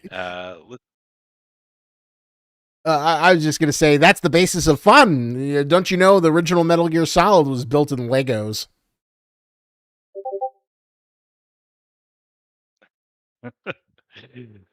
You never heard that famous anecdote that Hideo Kojima supposedly like used Legos to like design the Metal Gear Solid levels? I did not, but I very well could see it, and it's kind of funny because using Lego, like we're playing with Legos is something that some of my coworkers and I have said in my previous job with DPI, that we in level design are working with Legos and using some of the tools that were given to us by other departments and kind of working with them. So that's really fun and cool analogy to have, and I think very pertinent. See, sorry. Go ahead. No, go on. You see, they tell you that, like, if you play with Lego sets when you're a kid, you'll never grow up, you'll never be a responsible adult. Ha! Laugh in their faces. Lego sets is how you work for a multi-million-dollar video game company. Fine. I hate you, Unreal. We'll have some stairs. We also had another thought from. It's kind of fun. Sorry. Duncan RDF asks, I'd also like to see the Resonator enemy in an area more befitting of it. Cool enemy, but the stealthing around it part, it lost me when you have a gun and most people just treat it as a tanky, odd zombie. Well, there might be some new uses to the beloved resonator. Coming. Yeah, it'd be really interesting, wouldn't it? Yeah, so you'll just have It'd to be wait and really see. interesting, yeah, if he, yeah, it'd be really cool if someone was doing something very specific for them. You never know. But anyways, So uh, just we'll just have to wait and see. All I'll say is, did you ever watch season 2 of Stranger Things? yeah, I like to think, and that classically, the Chad and the Virgin, and meme. I kind of want to make a video edit with that like using the demo dogs from season 2. And it's like, the Virgin demo dog, weak, emaciated, gets beaten up by children, only in one season, and then never comes back. And then the Chad SCP Psi Resonator, Psi Resonator program, terrorizes the UIU. Super badass combination of two SCPs. Kind of do something like that. Oh, is that what a door? Is that what a door squid looks like from the design perspective? yes, it is. Oh, that's so cool. Oh, Cool. There's a little tongue. What is that tongue prop Um, from the back? that when he actually is working correctly will be in his mouth, and that's when he opens up and he tries to grab you. That's his tongue. He's grabbing you and then sucks you in. And just it just so happens to kind of be placed randomly back here during while in the editor.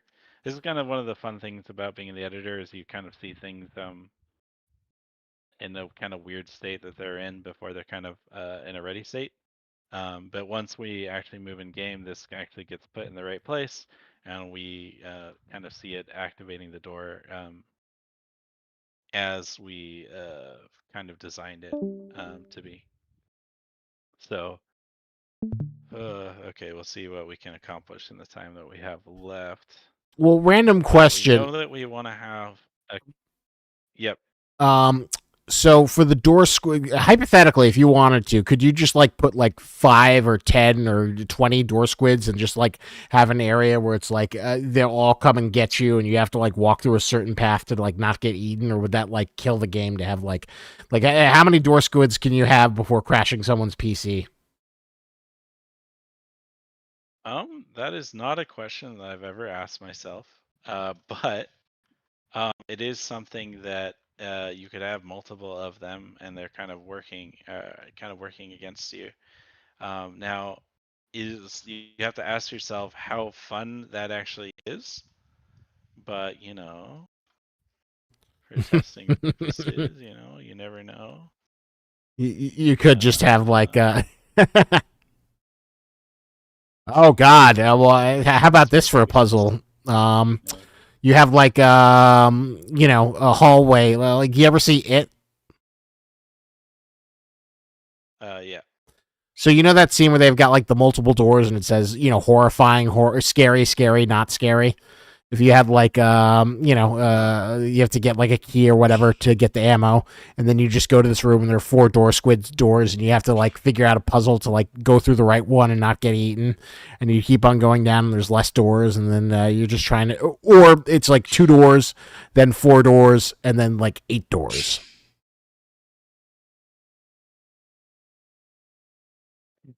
What I'm learning from you guys is that you guys are cruel and sadistic. You just want to torture the poor players. They just want to get through and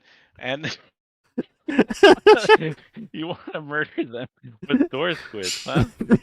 Is that okay? Well, Uh, isn't that the like the half the fun is kind of making things difficult for them potentially?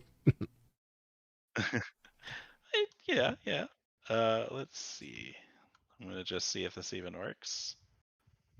Yeah. Bobcat Power asks, puzzle idea. What if you open the door and the door squid gives a kiss? Squid smooshes. Aw. I think that would require a new animations, unfortunately. I mean, you could say that he is giving you a kiss. It's just more of an involved kiss. Just like whatchamacallit, how the face huggers just want to give you a little cute kiss. Oh, That didn't last very long. Oops. Oop. Goodbye. See, this is what you do when you don't like your players. But you know, guys, I like you guys, and I want to do this to you. Let's. It is the sound effects are definitely kind of weird. Let's see. Oh no, we gotta wait. Wait for things to load. The fun of the editor. It's pretty cool to be able to work in the editor and kind of have a little bit more tools available to you, kind of see what's going on. For example, I could do this, kind of go in this kind of debug view. This is kind of what it looks like, by the way, in the editor. Kind of funny, between the third and first person view. We can select them and kind of see what they're thinking with any kind of specific things and kind of debug stuff. So that's just kind of fun.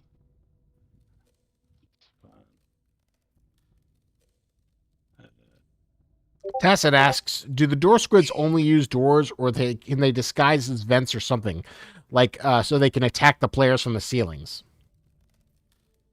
Oh, I think I need to build. They can only use this door as of right now. But well, I don't want to talk for design, but that is something that maybe in the future, we might be able to see use different objects. But we also have to worry about the specific lore that they follow, and make sure that it does match the kind of design intent around maybe like both what the director was thinking as well as writing. As we, some of these things are our own creations, some are SCPs that we have amalgamated to our game from different sources, like the SCP Wiki. But ultimately, the most important thing is the gameplay. As again, we're building a game, we're trying to make a fun game that is interesting. So you never know. What I just did there, by the way, is that we didn't have paths built because this was done locally and done when we're building the actual game on the build server. It does this step, and locally for us, we don't push this, so it's only done locally on our computer. For me, I didn't have this built, so the normal enemies didn't work. So I had to step out and bake this so that the enemies know how to walk and navigate our level in order to try out this kind of little fun idea. Whatchamacallit, Bobcat. This isn't really. There was someone who was DCR who asked,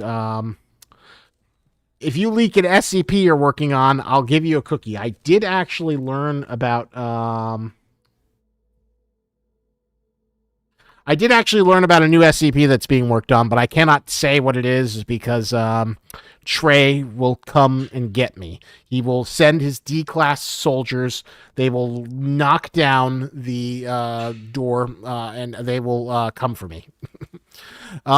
So let's see. We've been going for 2 hours. I just wanted to check in how you're feeling and how much more time you have, just out of curiosity.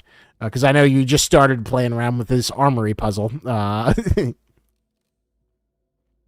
Yeah, I don't know if we're gonna have time to get through the whole idea, but we can at least gray box a little bit of it out and kind of think about it, and then maybe it's something we might come back to in the future, or I might end up taking and seeing it through. But again, we have to try out these ideas and see if that's something that works. And meanwhile, I'm not sure why these guys refuse to spawn. They hate me. Well, you're just trying to get them to come out and kiss you. Them to run. Yeah. Yeah, I don't know why they're not doing it. Usually it's just because of the past when they don't want to work. maybe you got into the sleepy time, or maybe like an alien Romulus, the temperature is 98 degrees, which is the same as your body, and they can't sense you because they sense body heat, and that's how the door squids operate. Oh, there you go. It was actually invincible, and they don't care about you if you're invincible. They're very smart like that. I like my explanation better, where I just keep on, shoving alien stuff, whether it makes sense or not.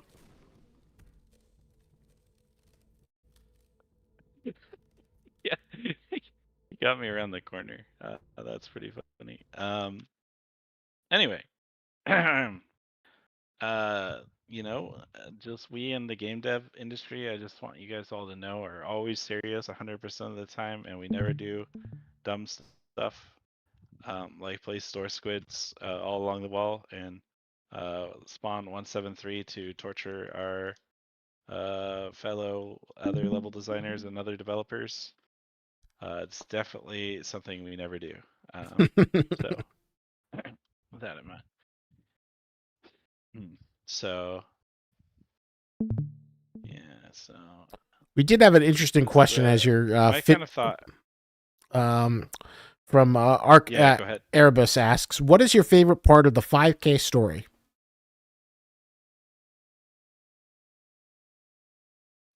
So I don't want to spoil anything that I'm not allowed to talk about, but I like that we're kind of, as the kind of UIU, we don't know exactly what's going on. What the hell is the foundation doing?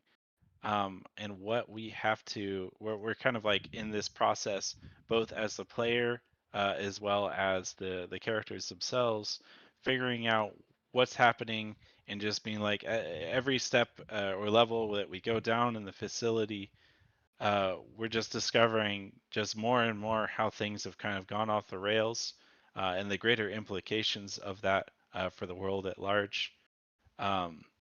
And what we as the player are going to try and do about that, and kind of like the I can't go into that, but just kind of that sense of discovery is something that I always find really interesting. Sorry, that's pretty vague too. No, I think that's good. I guess another sort of alternative that might be a little bit more. What is your favorite part of the classic Article 5K story, if you're familiar with that? The article that the game is based on.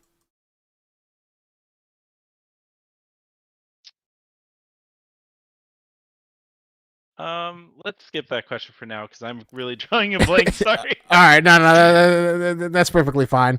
I will give you my favorite aspect of the 5K storyline as a supplemental. My favorite part of the story of the 5K storyline is the kind of like Avengers Endgame aspect of it, where it's like, it's like a huge crossover between all the SCPs. They're all interacting. I think that aspect of it is really, really fun. And I think that's why people love the story so much, because it does feel like a big event comic book where all the characters are meeting up and hanging out and, fighting, like World War Hulk or Civil War, or, whenever DC decides to destroy their universe and retcon it again. Gotcha. Here's a really good question. Bobcat Power, the biggest movie night fan, says, what movie do you think Social should host for movie night? That one, I don't know, man. Obviously The Thing, and that's what's kind of on my mind from some of the other work that we're doing. So if you haven't watched those yet, but I imagine that you have. We have seen The Thing. I am toying with the idea of doing like a Thing. Really? Yeah. I am toying with the idea of maybe doing like a Thing super marathon where I play the original Thing from the 1950s, the John Carpenter remake that everyone loves, and then the prequel that nobody really loves from 2011. Oh, the poor thing. Yeah. I think that sounds like a great idea, though. Okay. Okay. So my thought process here, just is that we're gonna have two doors. We want to show that to the player. So we could have it on the side here, but one of the problems with that is that it's kind of hard to like kind of see what's going on, and we don't really have a lot of space to work with. So maybe this is more like a maintenance kind of thing where there's a little bit more space going on, and we instead have the doors kind of visible like this, where we kind of have two spaces, and the player is kind of in between them, and they have to make this choice of like which one they're going to go down, and then they would be able to like maybe there'd be like a vent that kind of goes through here, and then they can kind of like work with that to kind of go through there, or they can kind of go through a vent right here and kind of choose that one. Um, the only problem is that these are obviously for both of them, they're not actually something that we can interact with. So they're just part of the actual. Um, it's part of like the environment because this isn't actually a door that we can open, at least in the current design. It's supposed to just be kind of like a wall or a door that's on the wall like that, and you wouldn't actually be able to open it. Uh, um, to get that kind of change would again involve like a programming kind of change. But we definitely want to kind of have this choice where we see them. We have to kind of go into one of the rooms. Maybe instead of it being a literal path that takes us to the thing, instead maybe we're trying to get the MacGuffin. The MacGuffin here being like a key that we would use to open it, which allows us to not have to you know, have an actual direct path, or maybe we're trying to turn something off. So like maybe there's like steam blocking the way or something like that that's blocking our path, and we see pipes that kind of go through the wall here and kind of lead us back to this area with two shut off valves, one being in this room and one being in this room.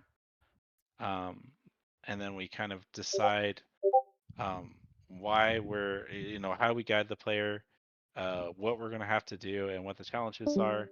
The challenges here being there's a door squid here, there's a possibly a door squid here, possibly a door squid there, and as well as just the idea of how did we kind of got here in the first place, and then that's what we kind of decide on using the context clues of like bodies on the floor and stuff to kind of decide maybe which one's the right one, or because this is kind of like this smaller contained section, maybe we don't need to show the player that this one's dangerous, this one's not. This is just kind of maybe more of a we really this kind of encourages you to play this safe and to continue crouching.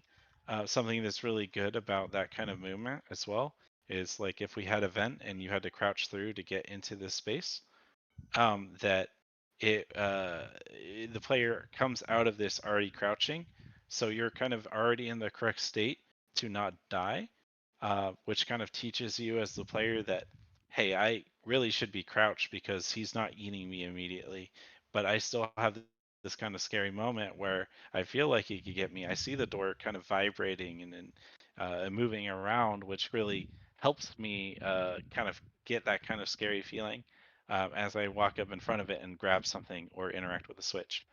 Um, but that's the kind of like thought process that we have to kind of go through and kind of think about the pros and cons of any particular action and how we can teach the player, preferably as diegetically as possible, about what we want them to do. So then instead of being like told that, hey, you really need to do this via an objective necessarily, we want to give other indicators like the specific elements like having the player go through a vent and already be crouching and having to go to that thing in order to open it in order to try and guide the players because that just feels so much more interesting. It feels more in universe for the player, um, and yeah, that's kind of the thought process there. But I think this is something that I'm at least going to explore. I'm not going to, I'm not going to be able to promise that it'll necessarily go in as there's some really cool content that we're working on in the background to get point 15 over the finish line for you guys, as well as the other work that we're going to end up doing after that. But it is something that I would love to kind of put in there because I think it was a really fun idea, having kind of this choice between two different areas. We can kind of see into both, and we, as the player, have to make that choice, which one might be the right one to take. And if we make the wrong choice, um, you know, we might get punished for that by being ate by the door squid. And with like kind of like a window that the player is looking through, if you're playing with your friends, well, you get to see them get ate. Well, that's a fun element. To have a little view screen and watch your buddies get eaten. Yeah. Do you have any other questions that people had for me? So, what would you like? More crazy suggestions or just general questions? I think just any kind of general questions, because at a certain point, when you kind of have this idea for a space, you have to kind of at a certain point kind of choose what you're going to go with and really solidify on that, and at least try it out first, give it its opportunity to shine. And if it doesn't work and tweaking it doesn't work, that's kind of when you go back to the drawing board. Um, so at a certain point, yeah. So I'm gonna go. I'm gonna go with this original suggestion and see what that bears fruit. Well, it is always fun to see you practice and prototype and to give a general idea. So, um, Joel has been going. How long have we been going on? For almost like 2.5 hours. We've been going on for quite a while. Um, so thank you so much for being so general. We're going to like maybe wrap things up in like 10, 15 minutes. So now is your chance as he toys around with this little concept of armory puzzle. What questions do you have for Joel? We are now looking for general questions, some more questions about not movie night, but just level design in general. This is a rapid fire speed round. Get it for him. All right, we've got some questions coming in. DCR asks, "What's your favorite SCP?"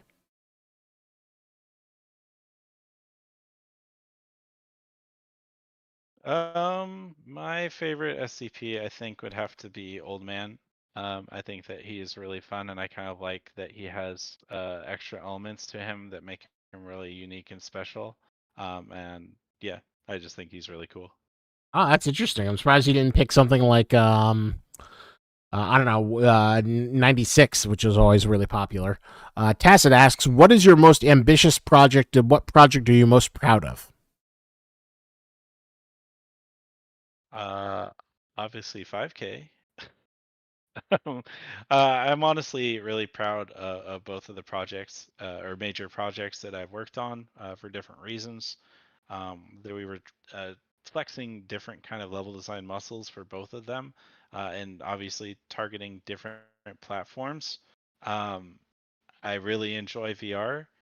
Just as a small like little idea out there, a SCP game in VR would be really freaking sick, as it is obviously one of those kind of mediums, which is very immersive. And I think SCP is all about the immersion, kind of getting a mix of that story and those really cool SCP, as well as just kind of like the world building elements of that kind of universe. The SCP universe really works in VR, or would work really well in VR.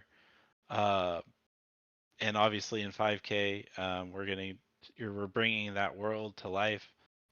We get to work with more of on like the PVE side, player versus environment, where we creating these really fun, engaging combat encounters and these spooky kind of encounters where we're kind of getting challenged by different SCPs that put us as the player in our place.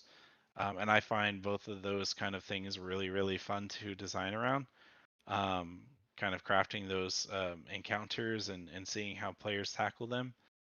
Um, so really, I'm really honestly blessed to be able to have an opportunity to work on 5K, to have worked on Onward, and yeah, so I'm really excited to see what you guys think of the next content that happens in 0.15, what we've concocted for you guys. Yeah, I think I answered the question there. It'll be exciting when it hits the wild. So Callan stuff asks, can you add chem lights somewhere in Area 12 because they aren't anywhere and they would be useful now with the door squid? So, what is your philosophy towards adding chem lights? How would you tackle that problem? I don't really think it's a big problem. I know that it's something that's like been worked on, and I've played around with them a little bit myself. I don't think that there's any problem with having that as a tool for players to use, as well as maybe other things similar to a chem light. Um, and for different environments and things that we have to deal with. I think the most important thing to think about with anything that we might add is why are we adding that? What does it add to the game? And obviously, being in a kind of SCP facility that is going absolutely wrong and haywire, things are broken, lights are turned off, or otherwise destroyed, um, is like definitely an opportunity where kind of like chem lights might be of value to you, um, as well as maybe you could help out your teammates by marking the path or where not to go, uh, or anything like that. So I don't think that there's anything wrong with having them in. So I know that another thing that might be cool too is some of the other tools that we have, like frag grenades and stuff, that you don't see really in the campaign, and maybe throwing those in there might be fun too. So there you go. What SCP fan films have you seen? I've seen a lot of like just the kind of general YouTube ones that some people put together. I can't name any off the top of my head, but I'm in the what's the word? I'm definitely looking for really cool ones to look at, as some of the creations that people make are really, really, really cool Ta- to kind of see that world come to life. Tacit recommends Dollhouse, Overlord, and Anti-Memetics Division. Things we have all screened during movie night. Just to let you know. Thank you. Yeah, I'll definitely take a look at those. And will you leak SCP for 5 cookies and 1 Happy Meal? No. No. I don't know if it was you talking about it or somebody else, but there's this whole thing that if we leaked something that Trey would come to your door. Well, let me tell you, the same thing is true here. You'll come to my door, and I will pay for my sins if I leak things that we are not going to be able to show you. But instead, hey, I think it would be much more fun to see it for yourself when it comes out. So. In some ways, I understand the philosophy. I'm like a kind of guy who likes spoilers and like reading spoilers before they come out. Mm. But I don't run a fray, so I can't force my view on the rest of the studio. So I have to respect their wishes, even if as much as I would love 5 or 10 cookies. The next devlog is being worked upon. When will it be ready? Around the same time when sometime this fall, when update 0.15 is ready.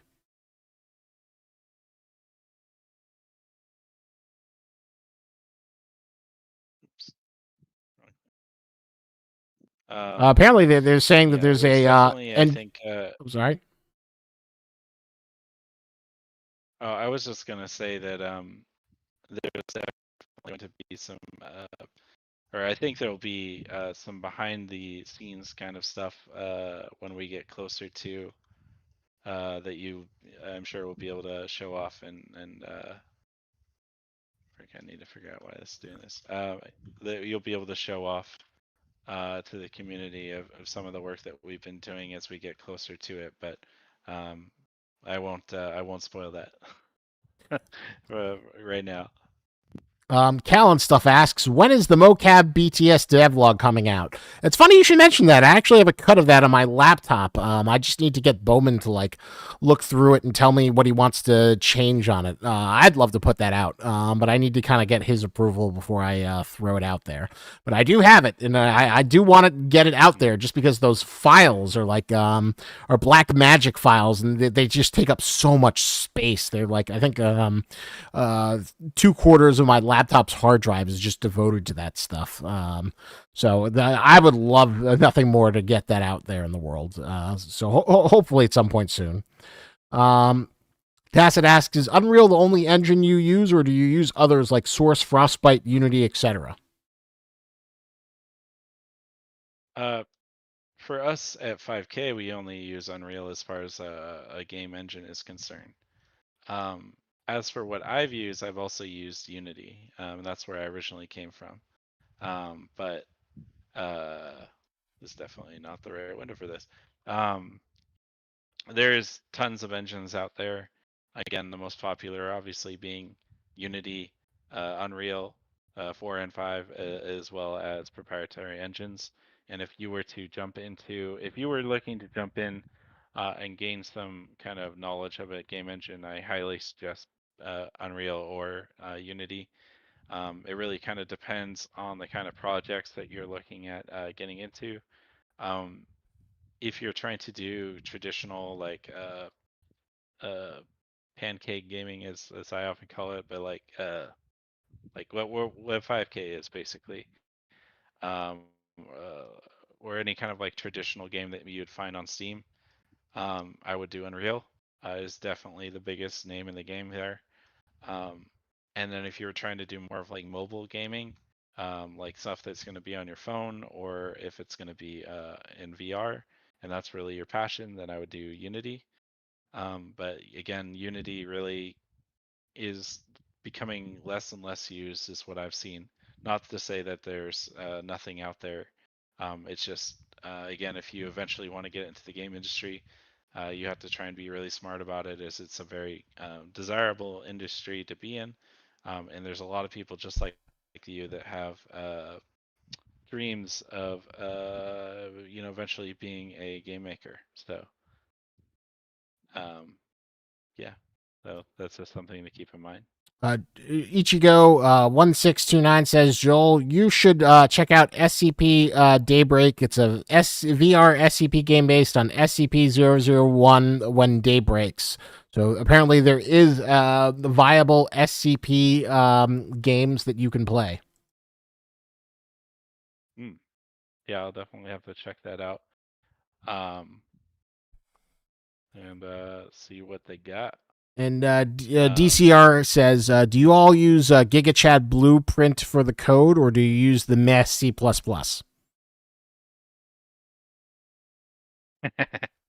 See, I can tell what kind of person you are with the way you worded that. We actually use a mix of both.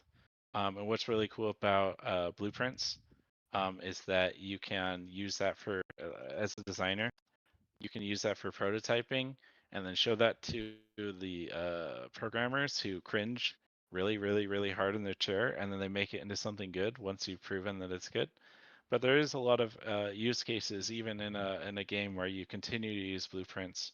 The biggest kind of downside to blueprints is, one, they're not as efficient as using C++, and they are not as powerful, and that you kind of have to work around the limitations of the system. But they are ultimately very useful, very powerful, and you can do a lot of things with them. And we do use them to do different things in the game. For example, our objectives are kind of handled through this system, where we have the different objectives that you have to do, and that like how they like link up to the other ones, and how we work with that. This is something we do use, and I think that in a professional setting in other studios, most of the time you will have an opportunity / be expected to kind of know about blueprints. So I would play around with them in your spare time. Just know that not everything should be done with blueprints. It does, especially as things get more complicated, get really messy, just through the general nature of it being kind of more of a visual element versus what it ends up being is just kind of like code, and how you can organize those two things. Um, as you can kind of see it, like it can get really messy, and this is a really tame example, but like there's like a lot that can kind of go on, and at a certain point, it just kind of becomes a little bit cumbersome. Um, so that's kind of that. Um, yeah. What's next? Well said. Good overview. Are there any other questions? I'm seeing if there's other ones. Um, I have some in my backlog. I might.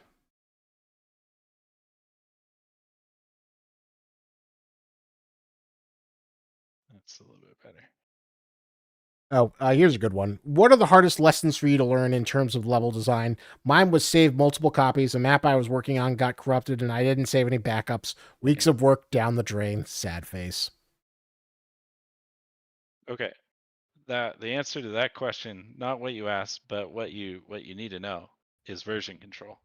You make a mistake, you don't even realize you made the mistake, or you decide this isn't the right way to go.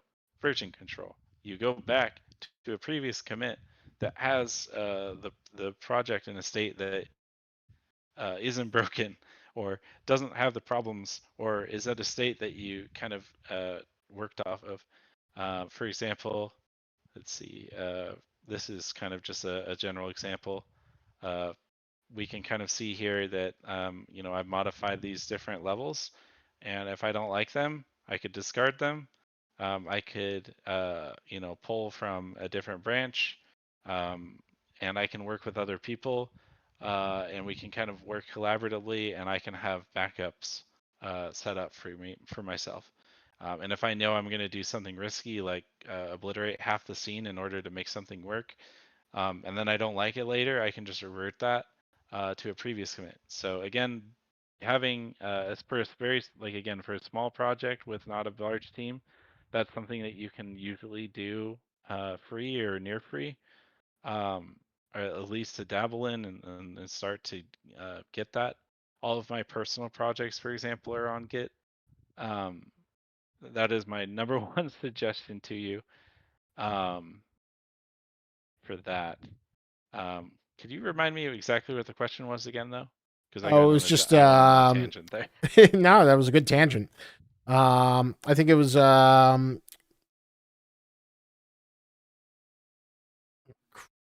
basically just like what do you do to like make sure that you don't delete and lose multiple weeks of work? I think it was. I think it was more like what.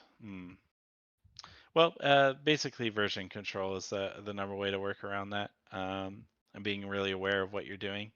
But version control saves you from being human, basically, because no matter what you do, you're going to make mistakes. And by having version control, you have that effective backup.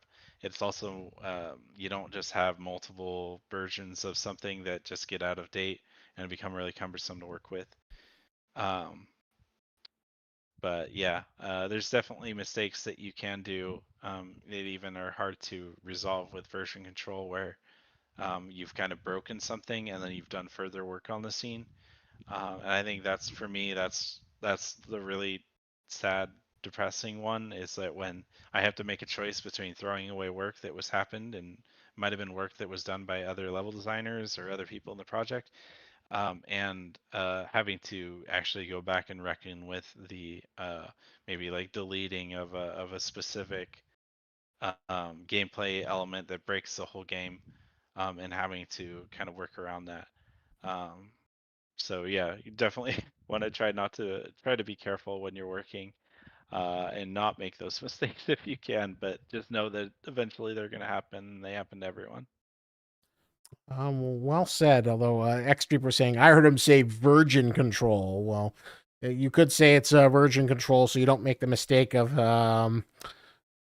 trashing your level. Uh, so all right, it is nine Being careful on o'clock. that one. What time is it for you? I know it's like a little bit later than it is for me. It's 6 o'clock for me. West Coast, best coast. I think I'm Oh, allowed to say that. all right. So it's And for some reason I thought you were like one of the like Anders or one of the other people who was like 9 hours ahead, and I was like forcing you to be in. But so would you like to have it like a 10-minute countdown, or would you like to give final thoughts? uh, I'm cool with going for 10 more minutes if people have questions for me. All right, come on, I am people. doing a terrible. I will say, I will say, I'm doing a terrible job of editing while talking. I apologize for that. But N- it is definitely something. It's harder to talk and explain these kind of ideas, and also work at the same time. some people have a real I don't know if talent anyone for it. feels the same. Other people are kind of like where they just feel like it's like trying to, what's that classic thing, rubbing your head and then patting your belly. I will Yeah. send me your questions, send more level design questions, but in the meantime, what was your favorite game for level design that you've played recently, or you think is the best level design of all time? Hmm. I hesitate to say anything is the best level design of all time, as that has definitely not been found yet. I will go on a small tangent for that particular idea, though. For anyone out there that is creating something, there's a certain point where there's diminishing returns to the work that you do, that you need to realize that perfect, the idea of something that is perfect, is the enemy of good.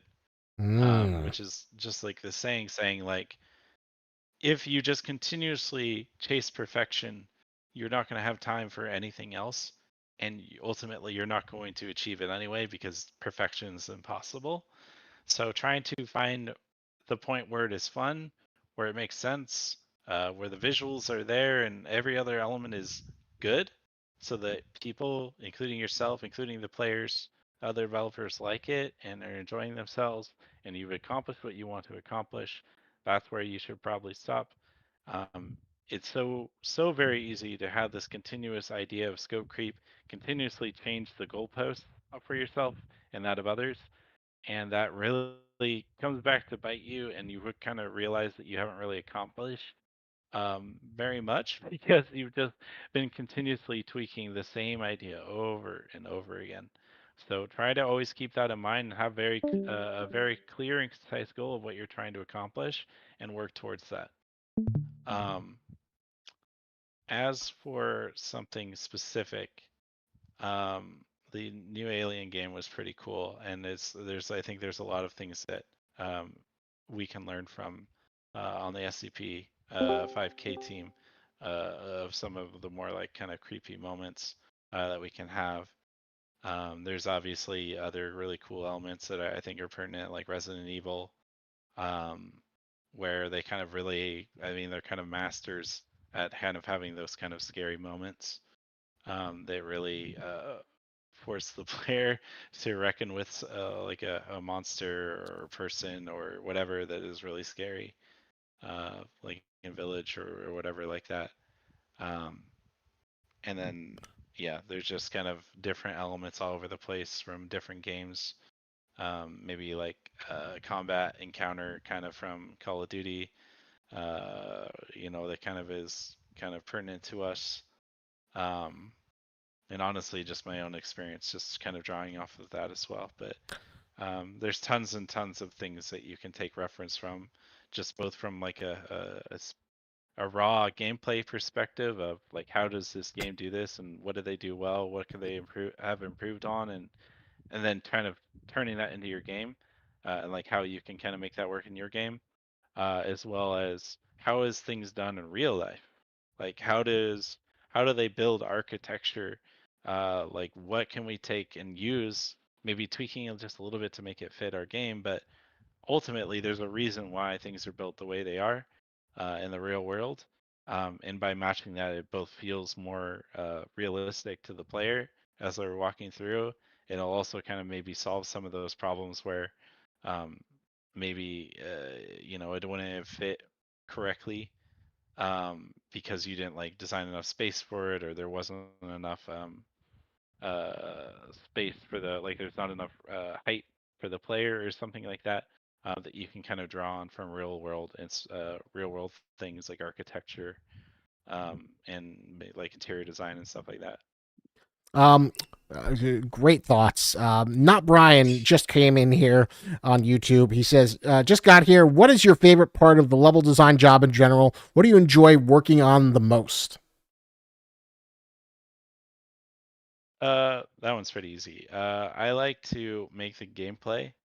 I want to make like there really is really interesting, fun of encounters, and whenever I'm kind of working on a space, I'm kind of trying to think of either how I can do it slightly different so it ends up being like new to the player, or like what kind of twist I can do, or like what kind of monster or enemy type or encounter is not really been used, in my opinion, enough, and trying to affect that into the world. I think that having kind of things that are a little bit bespoke and interesting, maybe a little challenging to pull off to get it to feel just right. But when you do pull it off, it's really cool. For example, the this whole encounter in the prison, where the water is rising, and then kind of throwing it back on its head, taking something that normally would be really boring, of the hey guys, could you go back down the space? We could just make it so you go down an elevator. If we didn't have anything interesting, that's probably what we would have done, because we don't want the player to just be going down. But I thought, it would be really interesting if the player uh, had an opportunity to do kind of more long range combat, as it's not something that we've really done in our game, and we're not really focused on doing in most cases, as it's more of a kind of CQB slash scary kind of thing where you want it to be a little bit more claustrophobic.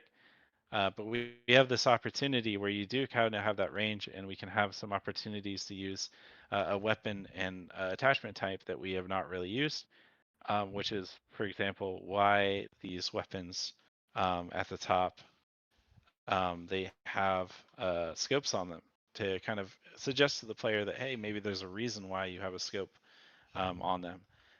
The only one of the I think the shortest side, the sad parts, is that it doesn't actually show on the model, which would help. If they actually had a scope on here, that maybe you want to pick this up. Um, but and that also just kind of clues into the player that maybe that's something that you're going to be using for reals, as you go down and you're fighting these guards that ambush you on the outside. Um, but yeah, just trying to make cool combat encounters and um, innovative, yeah, innovative and spooky, kind of scary moments with SCPs. That's kind of my thoughts on that. Uh, and we have another question. Tacit asks, any advice for someone who's struggling with motivation for level design, like when it feels like nothing you're doing is working and is just becoming really frustrating? Um, really focus on the fundamentals. Maybe go back to the drawing board literally and draw out what you're trying to accomplish from start to finish, and kind of see how you can accomplish that, and kind of brainstorm different ideas of how that could work, and like what would help you affect that goal. Once you have that, you need to go back and do the draw. Like, don't start with this. This is way too much detail. You're going to spend all this time, and let me tell you, this was so much work to make these vines like this. The idea that I might have placed these vines and then be like, well, this isn't working, and have to redo them would have been very, very, very sad. So start with something basic. Just use cubes. We don't need anything more than a cube. And place out these things and play test it. Get others to play test it. And just kind of realize that every kind of idea you have is going to feel half baked at first because it kind of is. You don't have the full design in, you don't have all the gameplay elements in, and just getting started is honestly the hardest part. Once you kind of get like in the groove and you're like part of the way through, it'll start to come together. And you'll just really be able to just take that and you'll be going from like a walk to like a sprint, and it'll feel really really amazing as you kind of see all of your ideas come together.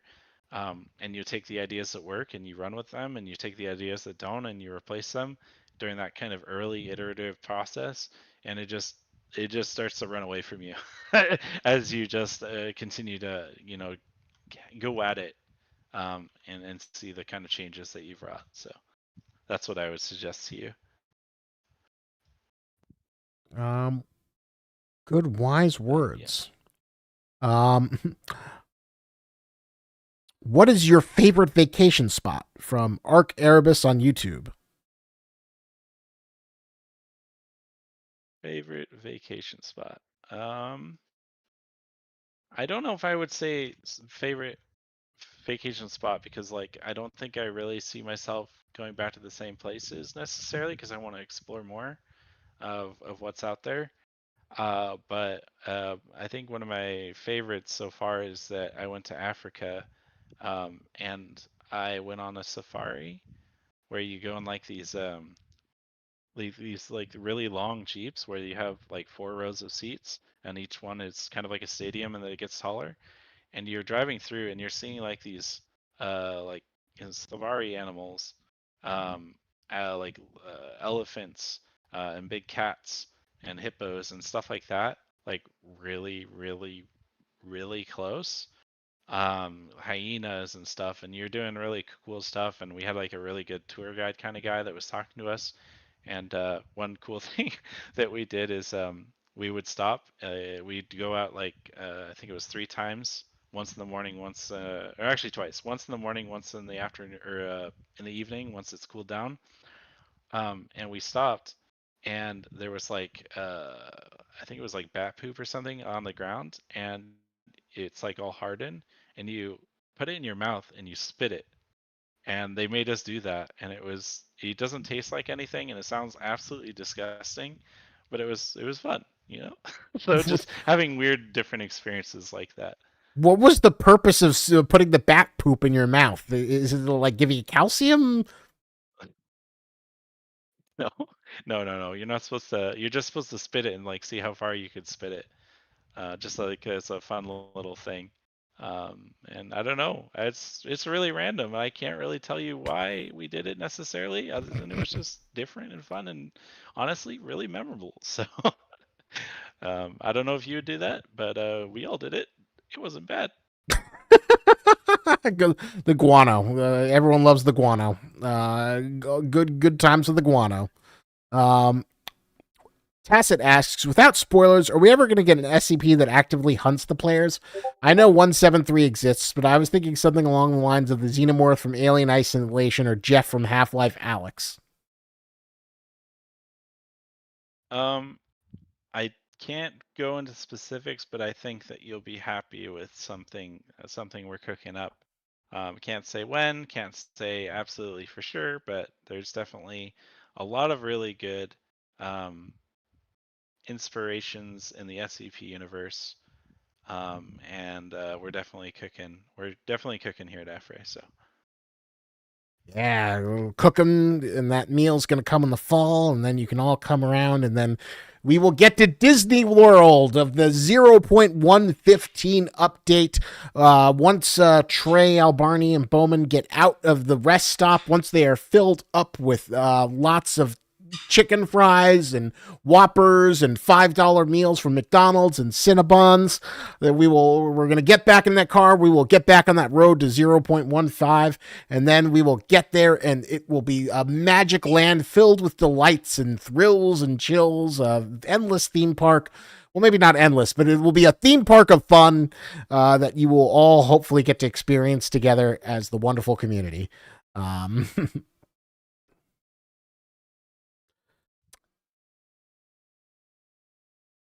And I think that is it Um, for the questions. Would you like to wrap things up? Or are there any other little fun level designer tidbits you'd like to leave this wonderful audience? I think we touched on a lot of things. I think the number one thing for anyone out there wanting to do level design or honestly anything in the kind of creative space, be it in games or elsewhere, is that you just have to be really determined, and you need to be able to push those through those kind of creative blocks and understand that you probably have some really great ideas and that you just need to realize those ideas. That's what makes you stand out compared to everyone else, is that you're kind of engage that creative brain and you actually do the hard work of making that a reality. If you can do that, that's how you kind of make this like a creative project work. And you just have to kind of have that kind of strength and self-determination to see that through. And ultimately, you're probably going to bear fruit from that, as people really love to see the creative work that you and your team might do, and what sets you apart from just everyone else out there. There's something really special about being in kind of like a creative industry like that, and always kind of thinking on your feet, always kind of trying to problem solve and figure things out, and always learning. Um, so I think that just kind of having that determination is what I would like you guys to think about and keep with you. Use the tools that you have available. Um, I think we're in like this wonderful age for the actual kind of game development, and that a lot of the tools that industry veterans are using are tools that are available to use and get your hands on, like Unreal, Unity, and others. And there's just a lot of opportunities for to learn from both from different sources as well as people around you, be that professional, other modders, just people that you work with, just kind of bouncing your ideas off them. So use those resources if this is something that you're interested in, again, for games or whatever else that you want to accomplish, um, and just have at it. And the more kind of iterations and reps that you put in, the better your work will be, and the more that people will start noticing you, especially if you really keep like a really good kind of uh, you keep that documented really well and show your process um, on like a website or uh, like on LinkedIn or any of those other kind of sources. And eventually, people will start to notice you. It's that kind of thing that sets you apart from the rest, and ultimately gets you that first break in the gaming industry, which admittedly is a very hard industry to jump into. It really takes that kind of determination. I think similar to some other like jobs, like maybe like being an actor or something, where very desirable, something a lot of people want to do, but um, there's only so many slots available for you, so you got to really stand out. There you go. Words of encouragement, sober words, words of wisdom. Rick Master at One asks, "What happened to SCP Josie?" SCP Josie is still being worked on. They are hard at work making that cat, to putting that cat together and moving forward. So keep posted for some SCP Josie fun news in the future. Um, so I think with that, that would be a great note to end this stream on. After those wonderful words of encouragement, thank you so much for finally coming. It was a pleasure to finally have you here. And who knows, maybe we'll get you on in the future. We could continue work on that little trap room or secret passage in the armory. Hell yeah. It was fun to be here and to talk to you guys. Explain just a small snippet of my design process and kind of bounce around ideas with you. This is definitely my first one of this kind of series. Um, it was definitely a challenge to be able to talk about the things as well as work on them. I might have to work on that myself so we can get further along with what we were working on before. But yeah, I had a great time. So thanks for having me. Of course, I always love circling through the fray people, always having more people lined up, and it's always an absolute pleasure. So, all right, saying goodbye. I never have. I need a good sign off line because I'm always like, I don't know. I don't want to end it. I'm still going on. Not Brian says, great stream. Joel is awesome. Ark Erbus says, keep up the good work. Thank you so much for everyone on YouTube, everyone on Discord who joined us tonight. I will let you know. Obviously, the next coming streams probably won't be focused on update 0.15, but once we have some more news, we will let you guys know about more streams focused on it. There is one really big one that I'm looking forward to being able to put out, but we will keep you posted when we get back on that path to zero update 0.15. So thank you for coming. Have a wonderful evening and enjoy your weekend and the last vestiges of summer before summer comes to a close.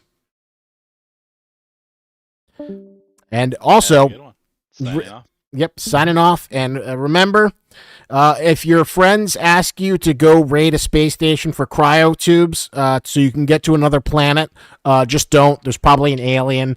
And don't inject the black goo. The black goo is not going to help you. Nothing good happens with the black goo. And with those